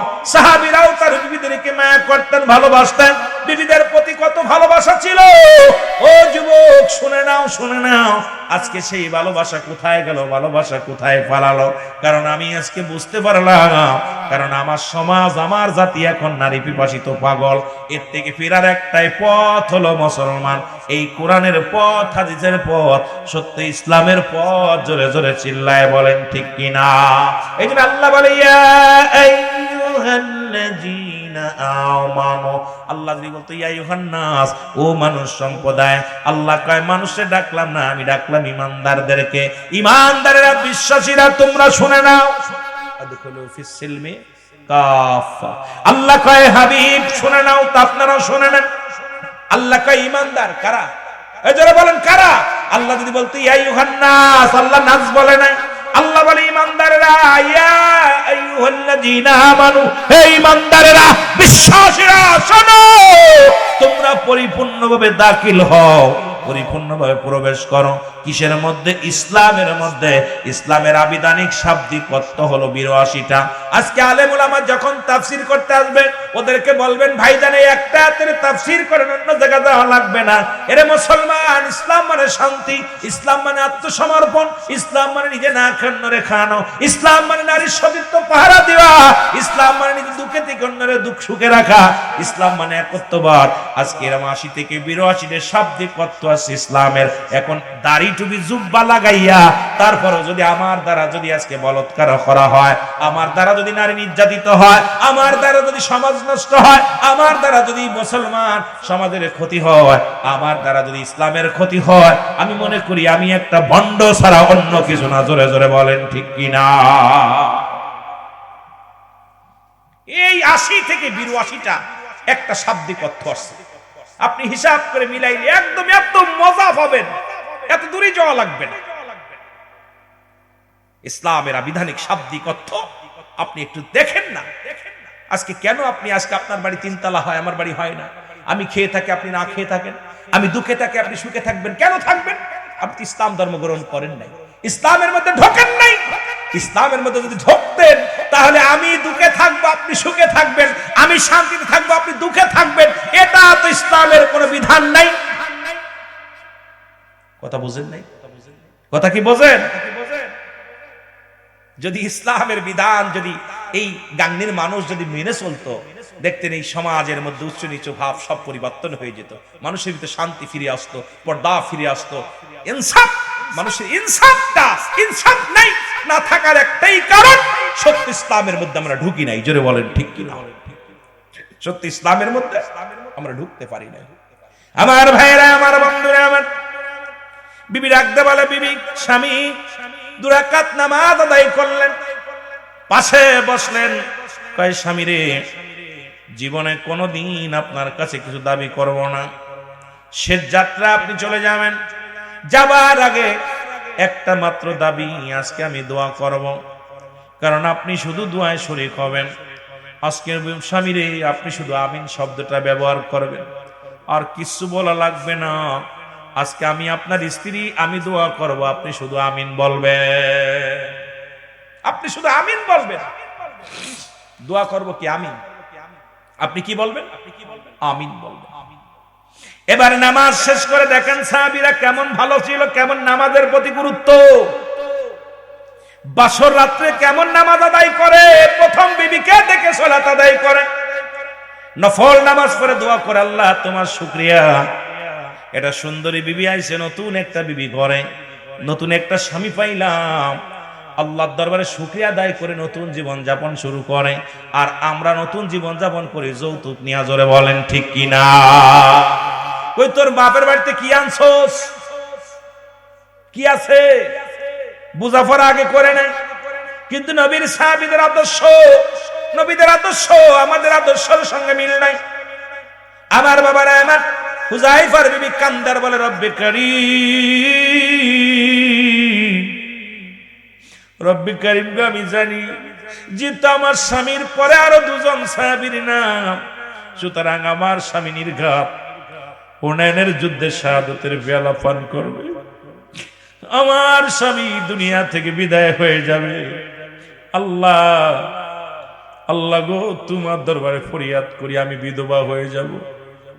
এই নতুন বিবির স্বামীর সঙ্গে মিলন হলো না, স্বামীকে প্রাণ ভরে দেখতে পাইলাম না, আমার স্বামীর খেদমত করতে পারলাম না। রব্বে কারীম, তোমার কাছে ফরিয়াদ করি, তুমি তো এখন দোয়া করলে বিফলে দাও না। আল্লাহ গো, এখন যুদ্ধের ময়দানে স্বামী যাবে, আমি হাত উঠাইয়া দিছি, আমার স্বামীরে তুমি গাজী বানাইয়া আমার বুকের মধ্যে তুমি ফিরাইয়া দিও। সঙ্গে সঙ্গে হুযায়ফা হাতটা নামায় ফেলছে। বিবি ডাক দিয়ে কয়, স্বামীরে তুমি কি করলা? এই দোয়াটা তো রব্বে কারীম কবুল করে ফেলেছিল, আপনি কেন হাতটা নামাইলেন? ডাক দিয়ে কয়, বিবিরে, রাহমাতুল লিল আলামিন আমারে হুযায়ফা, আমি হুযায়ফার নাম 1 নম্বরে ঘোষণা করেছি, সুতরাং আমি নির্ঘাত দুনিয়া থেকে বিদায় হয়ে যাব, শাহাদাতের পেয়ালা পান করব। ও বিবি, তুমি আমারে ওখান থেকে কেন ফিরাইতে চাও? কারণ আমার রাসূলের চাইতে তুমি আমারে ভালোবাসতে পারো না। আমার রাসূলের ভালোবাসা একদিকে, तमाम পৃথিবীর ভালোবাসা একদিকে রে।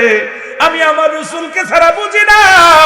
আমার নবীজি ফয়সালা দিছে, আমি হুনাইনের যুদ্ধে 1 নম্বর সেনাপতি, তুমি আমার জন্য দোয়া করো। এটা সম্ভব নয়, সম্ভব নয়, কারণ আমি গাজী হয়ে ফেরবো না, আমি শাহাদাতের পেয়ালা পান করে শহীদ হয়ে ফেরবো। জোরে জোরে চিল্লায় বলেন মারহাবা। হুনাইনের যুদ্ধ শুরু হয়ে গেল। হুযায়ফা রাদিয়াল্লাহু তাআলা উনিও যুদ্ধের ময়দানে রওনা হয়ে গেলেন। আর মুসলমানদের মধ্যে প্রথম শহীদ হলেন হুযায়ফা। হুনাইনের যুদ্ধে প্রথম শাহাদাতের পেয়ালা পান করলেন। ওদিন ইয়া রাসূলুল্লাহ বলে চিৎকার মেরে ময়দানের মধ্যে ডাক দিয়ে বলেন, ইয়া রাসূলুল্লাহ, ইয়া হাবিবাল্লাহ, নবী গো, আমি যদি পুনরায় যতবার আমি দুনিয়ার মধ্যে জন্ম নিতাম ততবার যেন বাতিলের বিরুদ্ধে যুদ্ধ করে আবার আমি শাহাদাতের পেয়ালা পান করতাম।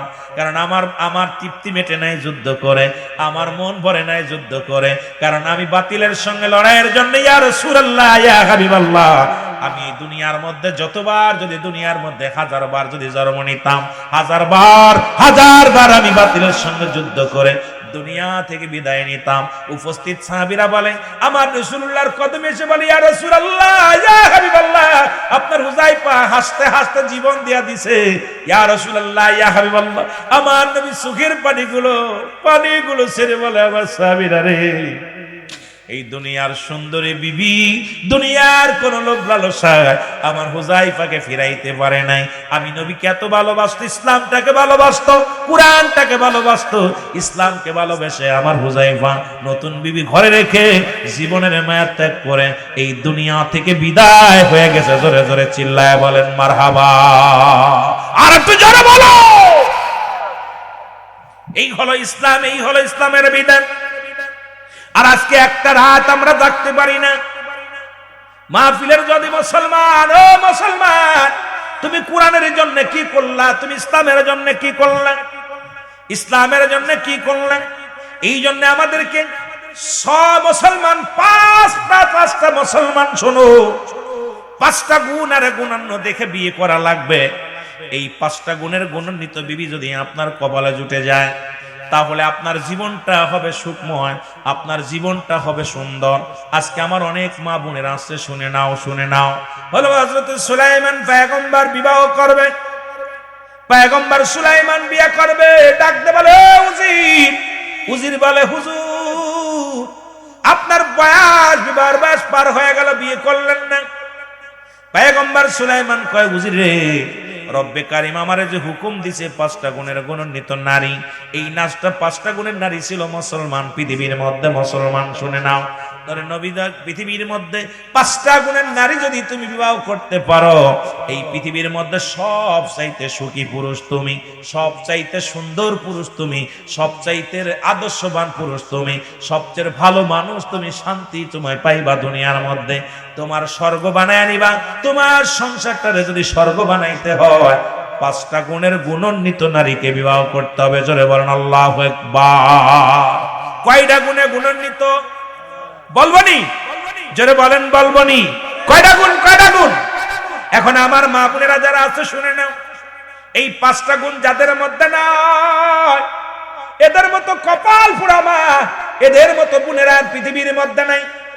তার মধ্যে 1 নাম্বার হলো, 5 গুণের গুণান্বিত 1 নাম্বার হলো সতীত্ব, আমানতদারি। জোরে বলা যাবে না মারহাবা? আর একটু জোরে বলেন মারহাবা। রাসূল বলছে, 2টা দিনের যে ব্যক্তি আমার কাছে হেফাজত করতে পারবে, আমি নবী তার হাত ধরে জান্নাতে নিয়ে যাব। তার মধ্যে 2 পায়ের মধ্যে বস্তু, একটা স্ত্রীলিঙ্গ, একটা হলো পুরুষ লিঙ্গ, আর একটা হলো 2 গালের মধ্যে বস্তু। এই 2টা জিনিস যে ব্যক্তি হেফাজত করতে পারবে, আমি রাসূল ওয়াদা করলাম, আমি রাসূল কথা দিলাম, একে হাত ধরে জান্নাতে নিয়ে যাব। জোরে বলেন মারহাবা। কি মজার বিষয়! রাসূলুল্লাহ কি ভাই ওয়াদা করেছেন? নবীজি ওয়াদা করছে যে আমি হাত ধরে জান্নাতে নিয়ে যাব। রাসূলুল্লাহর সঙ্গে জান্নাতে যেতে চান? কে কে চান একটু হাত তুলে দেন। নারে তাকবীর, নারে রিসালাত। ও আমিন বলেন, আমিন বলেন। আমার ভাইরা, আমার বন্ধুরা, গভীর মনোযোগ। 1 নাম্বার হলো আমানত, সতীত্বর আমানতদারি। সতীত্ব, যারা বলে সতীত্ব আমানতদারি। আজকে আমার দেশে এই নারীগুলো পাওয়া বড় দুরস্কার। খালাতো ভাই, মামাতো ভাই, ফুফাতো ভাই, জ্যাঠাতো ভাই সর্বনাশ করে দিল। ও যুবক, ও যুবতী মা বোনেরা শুনে নাও, একটু ভালো করে শুনে নাও। তোমার স্বাস্থ্য ভাইয়ের চেহারা দেখা হারাম, তোমার ফুফাতো ভাইয়ের চেহারা দেখা হারাম, খালাতো ভাইয়ের চেহারা দেখা হারাম, মামাতো ভাইয়ের চেহারা দেখা হারাম। এক কথায় যাদের সঙ্গে বিয়ে করা যায় তাদের চেহারা দেখা সম্পূর্ণ হারাম, হারাম।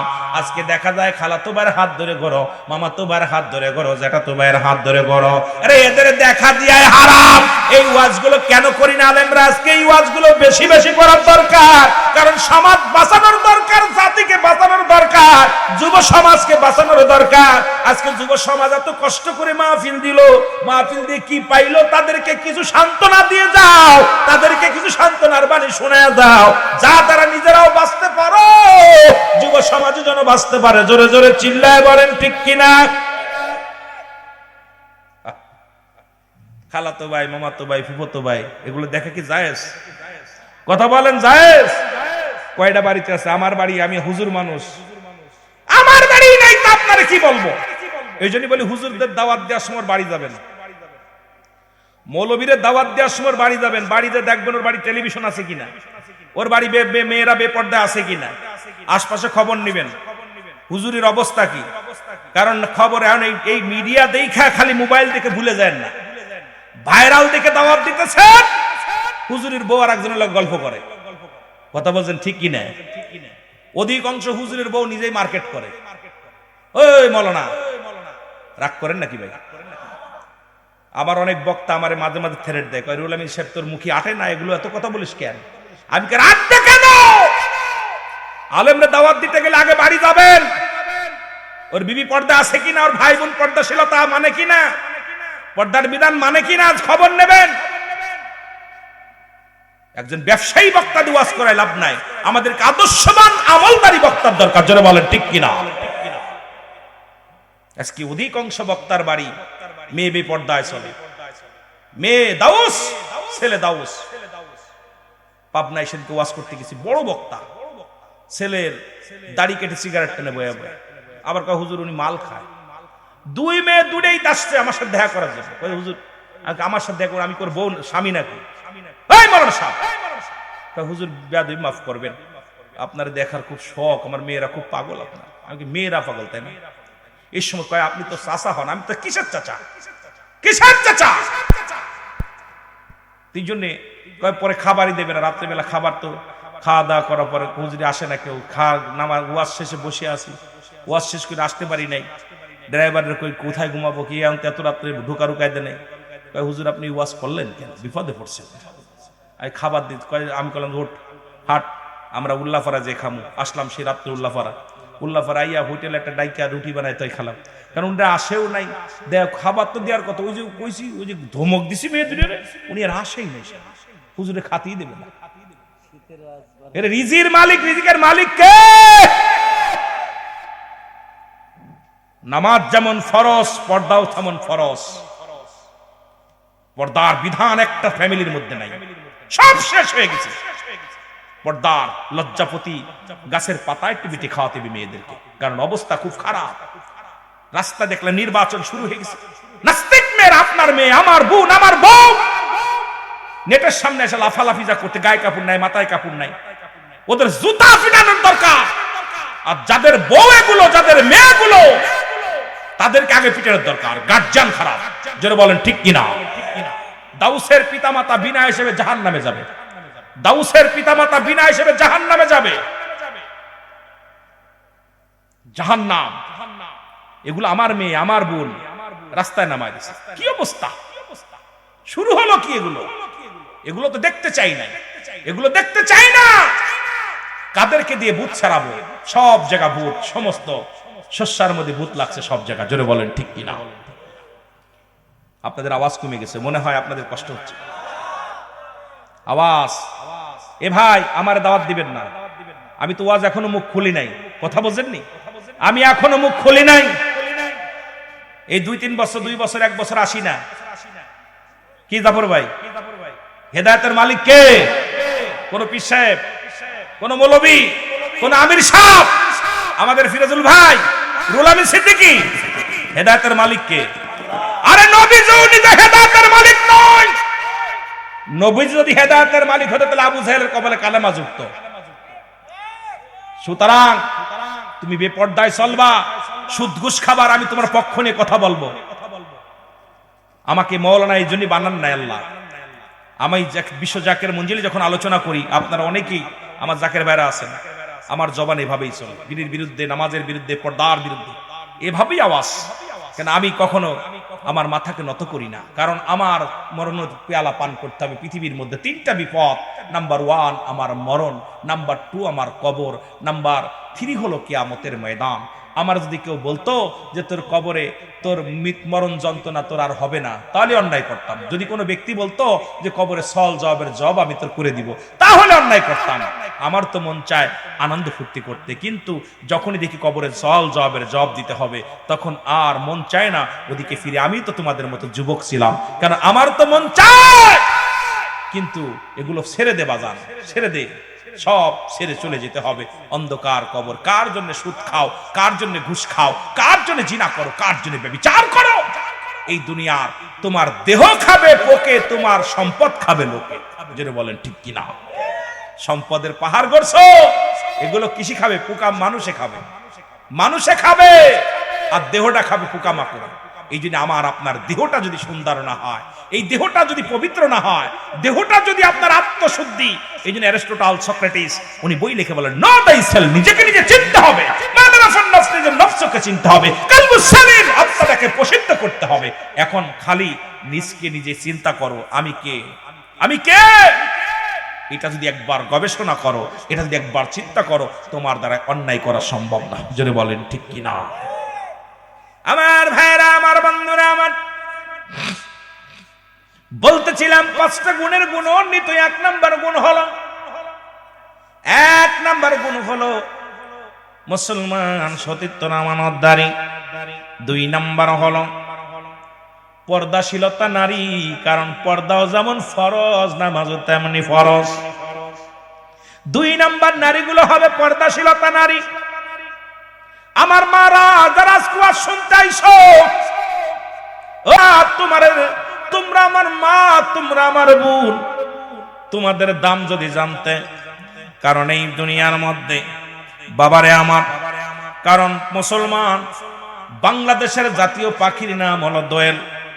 এই দোয়েল পাখি যদি জানতো আমি জাতীয় পাখি, জীবনেও ময়লার পরে পড়তো না। আর আমার মারা যদি জানতো তাদের মর্যাদা, যে তাদের কত দাম, তারা নবীদের মা, তারা আলেমদের মা, তারা হাফেজের মা, তারা মুসলমান ওলিদের মা, এই পৃথিবীর মধ্যে মায়ের কত দাম। ও মা, ও মা, তোদের হাতে ধরে বলে যায়, পায়ে ধরে বলে যায়, তোদের থেকে অসংখ্য হাফেজ বাইর হবে, তোদের থেকে অসংখ্য আলেম বাইর হবে, তোদের থেকে অসংখ্য আল্লাহর ওলিরা বাইর হবে।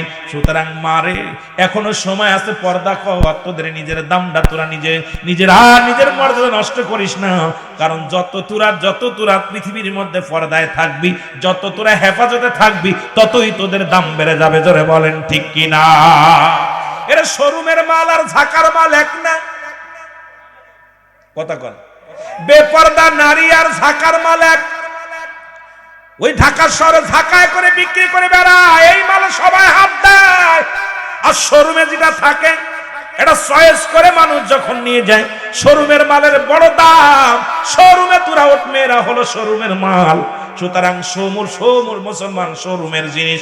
এটা যত তোরা নিজেরে গুছিয়ে রাখবি, যত পর্দায় থাকবি, যত দুনিয়ার মধ্যে হেফাজত নিজেকে কন্ট্রোল করে রাখবি, ততই তোদের দাম বাড়বে, ততই তোদের মর্যাদা বাড়বে। আর ওই স্যান্ডেল জুতার মতো যে ঝাঁকায় উঠে যাস, জীবনে তোর বাপ মা যৌতুক দেয়া লাগবে, তোদের বংশ থেকে দাউস বাইর হবে, তোদের বংশ থেকে নাস্তিক বাইর হবে। কারণ এই দুনিয়ার মধ্যে তোদের দাম নিজেরাই নষ্ট করলি। এই জন্য আমি বলবো, মা, ও মা, আজ থেকে শোরুমের মাল হয়ে যাও, কারণ তোমাদের দাম মর্যাদা বেড়ে যাবে। জোরে বলেন ঠিক কিনা? শোরুমে ওঠো। শোরুমটা যেটা মানুষ কত সুন্দর কাজ দিয়ে ঘিরে রাখে, কত সুন্দর, এটা একটা শোরুম করতে কত ভালো। দেখছেন শোরুমে গেছেন, মালামাল কিনতে যান নাই, দেখছেন? আর ফুটপাতে কিনছেন, দেখছেন অবস্থা, ধুলাবালি পড়ি অবস্থা খারাপ। এখন ওদের গায়ে, যেসব বেপর্দা নারীর গায়ে মুসির দেখা, মেতরের দেখা, ভণ্ডর দেখা, ভালো মানুষের দেখা, ওদের গায়ে এরকম ময়লা আবর্জনা পড়ে যায়। এর থেকে ভালো কিছু আসা সম্ভব না। জোরে বলেন ঠিক কিনা? জোরে বলেন ঠিক কিনা?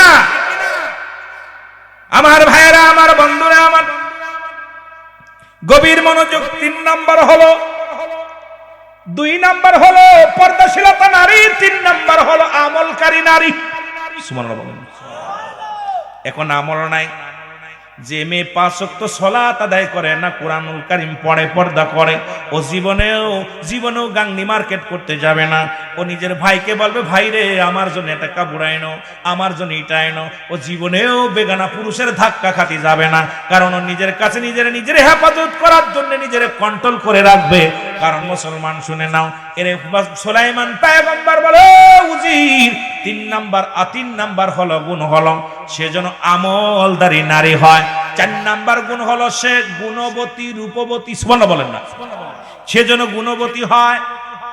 আজকে রূপ দেখার দরকার নেই। আজকে রূপ দেখে খালি ডিপোর্স হচ্ছে।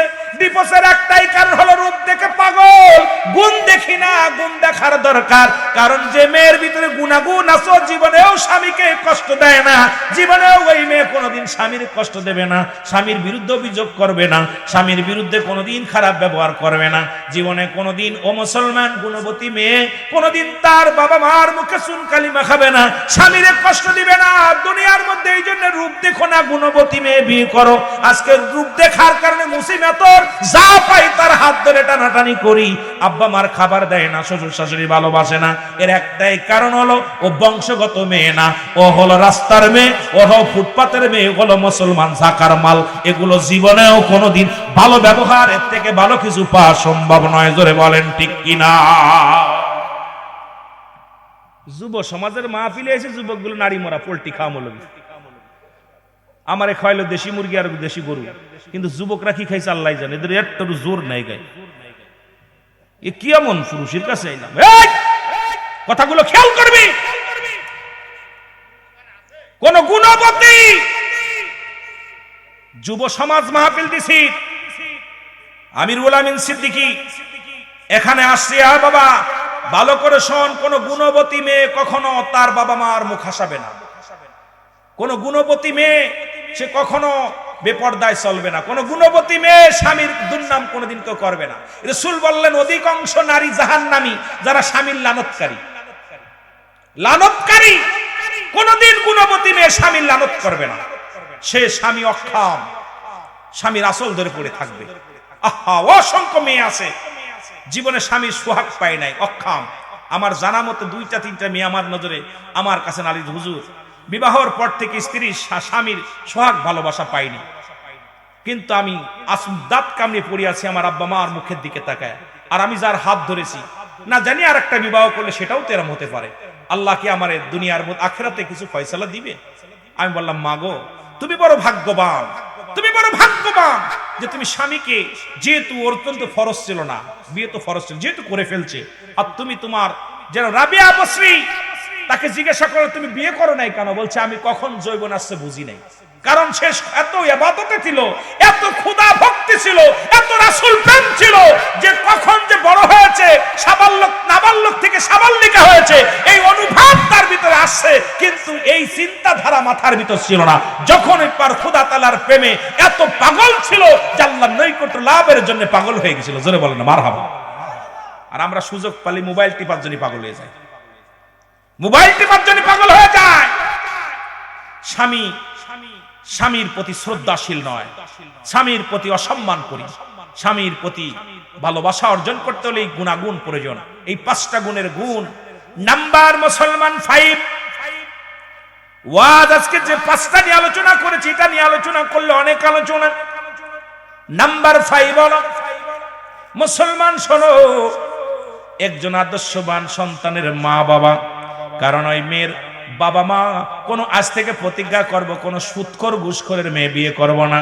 এরা আজ থেকে প্রতিজ্ঞা করব কোন জিনাকারীর মেয়ে বিয়ে করব না, কোন মুসলমান সুদখোরের মেয়ে বিয়ে করব না, গাঁজাখোরের মেয়ে বিয়ে করব না, মদখোরের মেয়ে বিয়ে করব না। এ মুসলমান প্রতিজ্ঞা করো, ওই সুদখোর ঘুষখোর গাঁজাখোর মদখোরের মেয়ে ছেলে কোনোদিন ইমানদার হতে পারে না, কারণ এই বাবার গুণে গুণান্বিত কন্যা, বাবার গুণে মুসলমান গুণান্বিত সন্তান, ওই ফ্যামিলির সঙ্গে কোনো আত্মীয়তা করবেন না, জীবনেও কোনোদিন সুখী হবেন না। ওই বাবা মাতার গাঁজাখোর মদখোর নিশাগ্রস্ত মানুষগুলো ও জীবনে আপনার সম্মান বুঝবে না, আপনার ইজ্জত বুঝবে না। ওই ফ্যামিলির মধ্যে আজ থেকে প্রতিজ্ঞা করবি, যারা বিয়ে করিস নাই আজ থেকে যারা প্রতিজ্ঞা করবি কোন মদখোর মুসলমানক সেবনকারীর সঙ্গে কোনো আত্মীয়তা চলবে না। প্রতিজ্ঞা করবি মাহফিলে যুবক বাবারা যারা আজকে বিয়ে করিস নাই, তোদের পায়ে ধরে বলে যায়, তোদের হাতে ধরে বলে যায়, আজ থেকে মাহফিল থেকে প্রতিজ্ঞা করবি কোন মাদক সেবনকারী, মাদক বিক্রিকারী, মাদকের ব্যবসা যারা করে এদের সঙ্গে কোনো আত্মীয়তা করব না।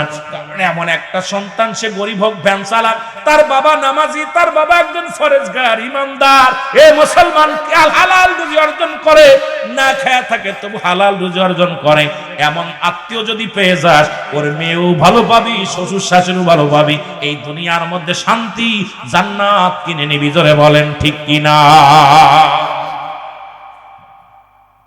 আমরা আজকে শপথ করি যে আমরা কোনো মাদক ব্যবসায়ী, মাদক সেবনকারীর সঙ্গে কোনো আত্মীয়তা করব না।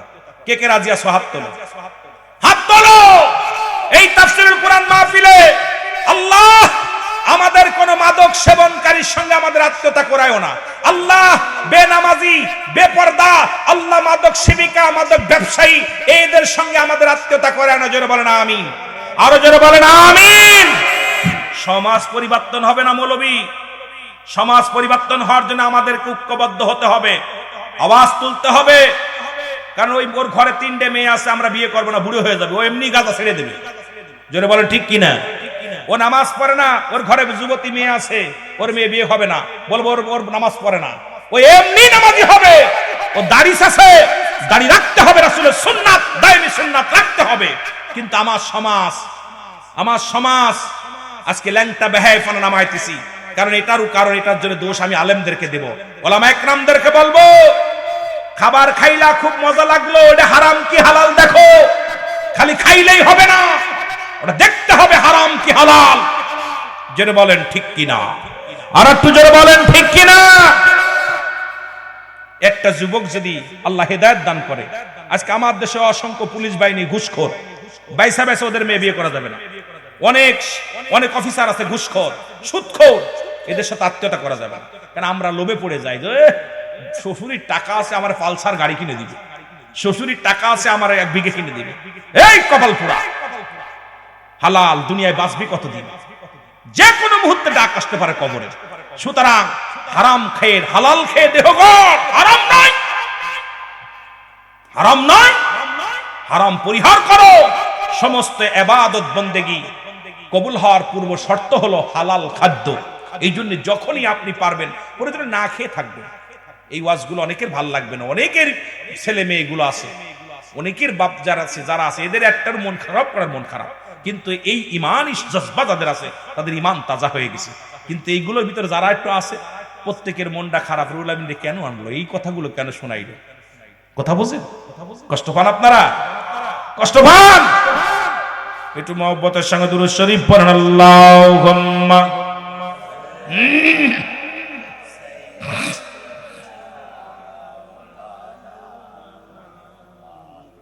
ওয়ালা আলি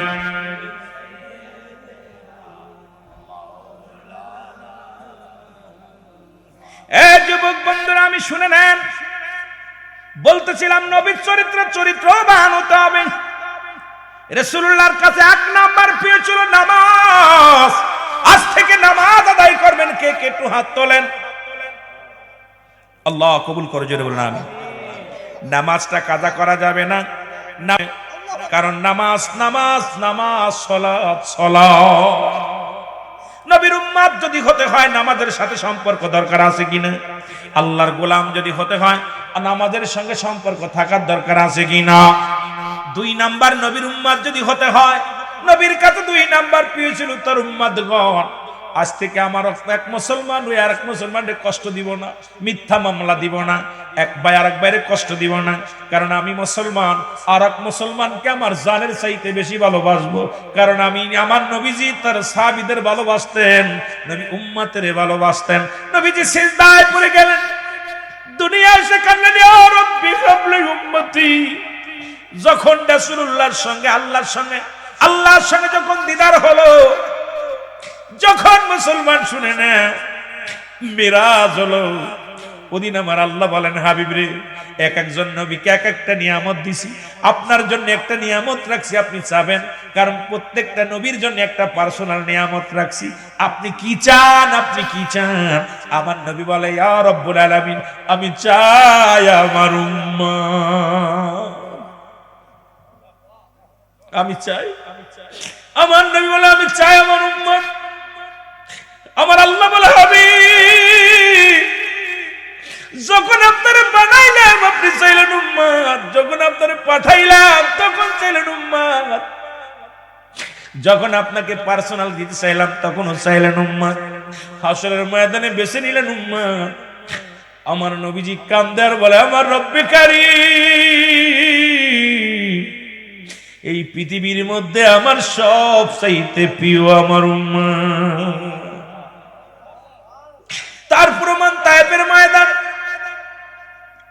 দশম হিজরি, রাসূলুল্লাহ যখন আমার নবীজির বিবি আম্মা জান খাদিজাতুল কুবরা মারা গেলেন, ইন্তেকাল করলেন, দাদা আব্দুল মুত্তালিব মারা গেলেন, ও মুসলমান আবু তালিব মারা গেলেন। আমার নবী সব চাইতে বেশি কষ্টের বছর, চাচা আবু তালিব দুনিয়া থেকে চলে গেছে, মা খাদিজা দুনিয়া থেকে বিদায় হয়ে গেছে। আমার নবীজি বনু সাকিব গোত্রের কাছে গেলেন, তিনজন বড় বড় নেতা যা বলে, আমার নবীজি বলে ও সাকিব গোত্রের মানুষেরা শোনো, আমি আল্লাহর পয়গম্বর, আল্লাহ ছাড়া কোনো মাবুদ নাই, আল্লাহ ছাড়া কোনো ইলাহ নাই, আমি মুহাম্মাদুর রাসূলুল্লাহ সাল্লাল্লাহু আলাইহি ওয়াসাল্লাম আল্লাহর পয়গম্বর। তখন তারা বলতেছিল, প্রথম নেতা বললেন, তোমার বাপ নাই, তোমার মা নাই, তুমি এতিম, তুমি যদি নবী বলে দাবি করো কাবার গিলাফ টানতে ছিঁড়ে ফেলবো, কাবা শরীফ ছিন্ন বিচ্ছিন্ন করে দিব। দ্বিতীয় নেতার কাছে গেলেন, বলেন হে আমার আল্লাহ, আল্লাহর প্রেরিত রাসূল, আমি আল্লাহর পয়গম্বর।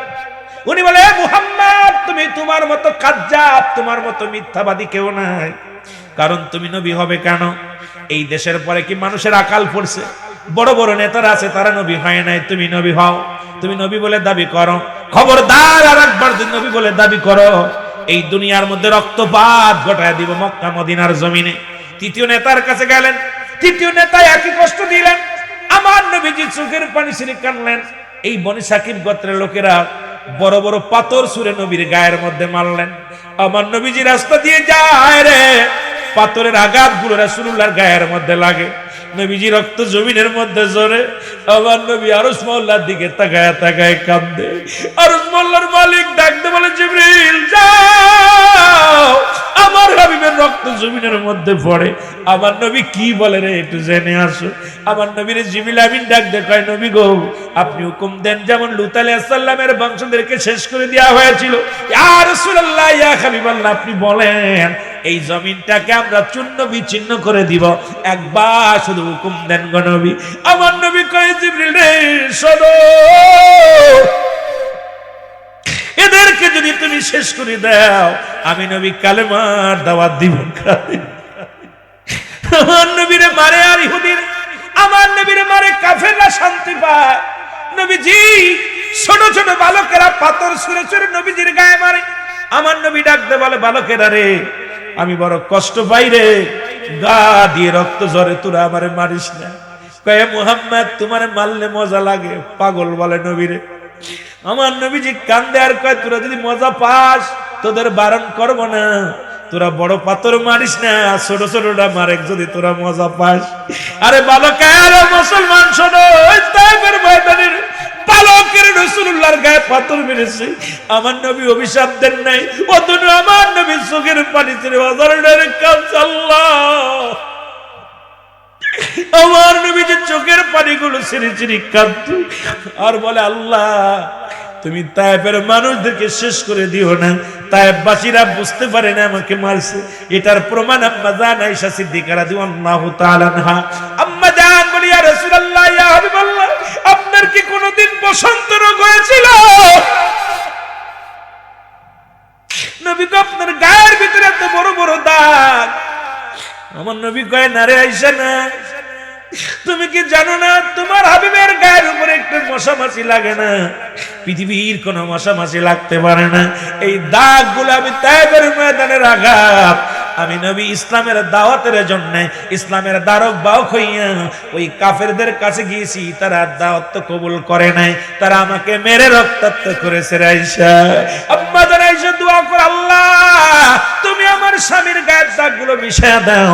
আমার নবীজি হাতটা চেপে ধরে বলে, আয়েশা রে খবরদার খবরদার, এই দাগগুলো মুছার জন্য দোয়া করো না।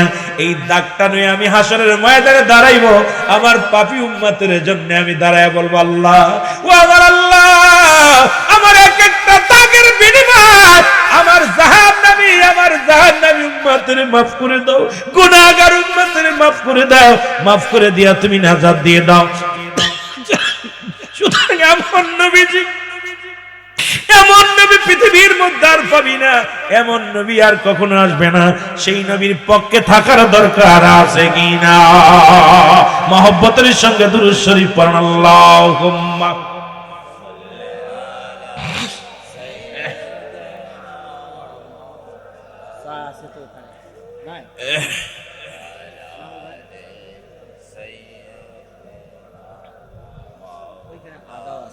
ও সমাধান, সমাধান চাও যদি জীবনে মরণে, ফিরে এসো পিছনে চোখ রাখো কোরআনে।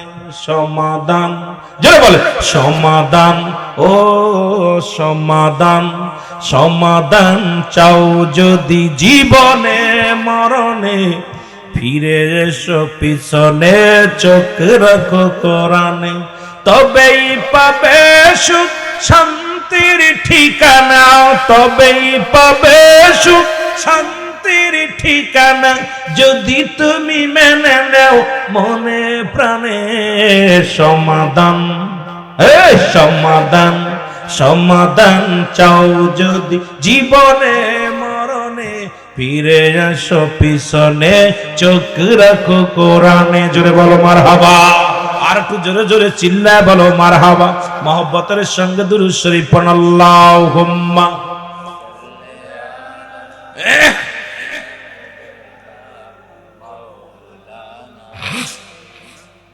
ওয়ালা আলি সাইয়্যিদিনা। আরো জোরে বলেন, আল্লাহুম্মা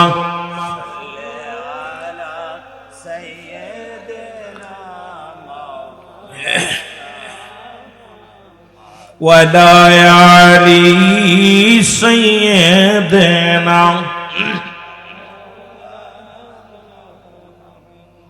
তো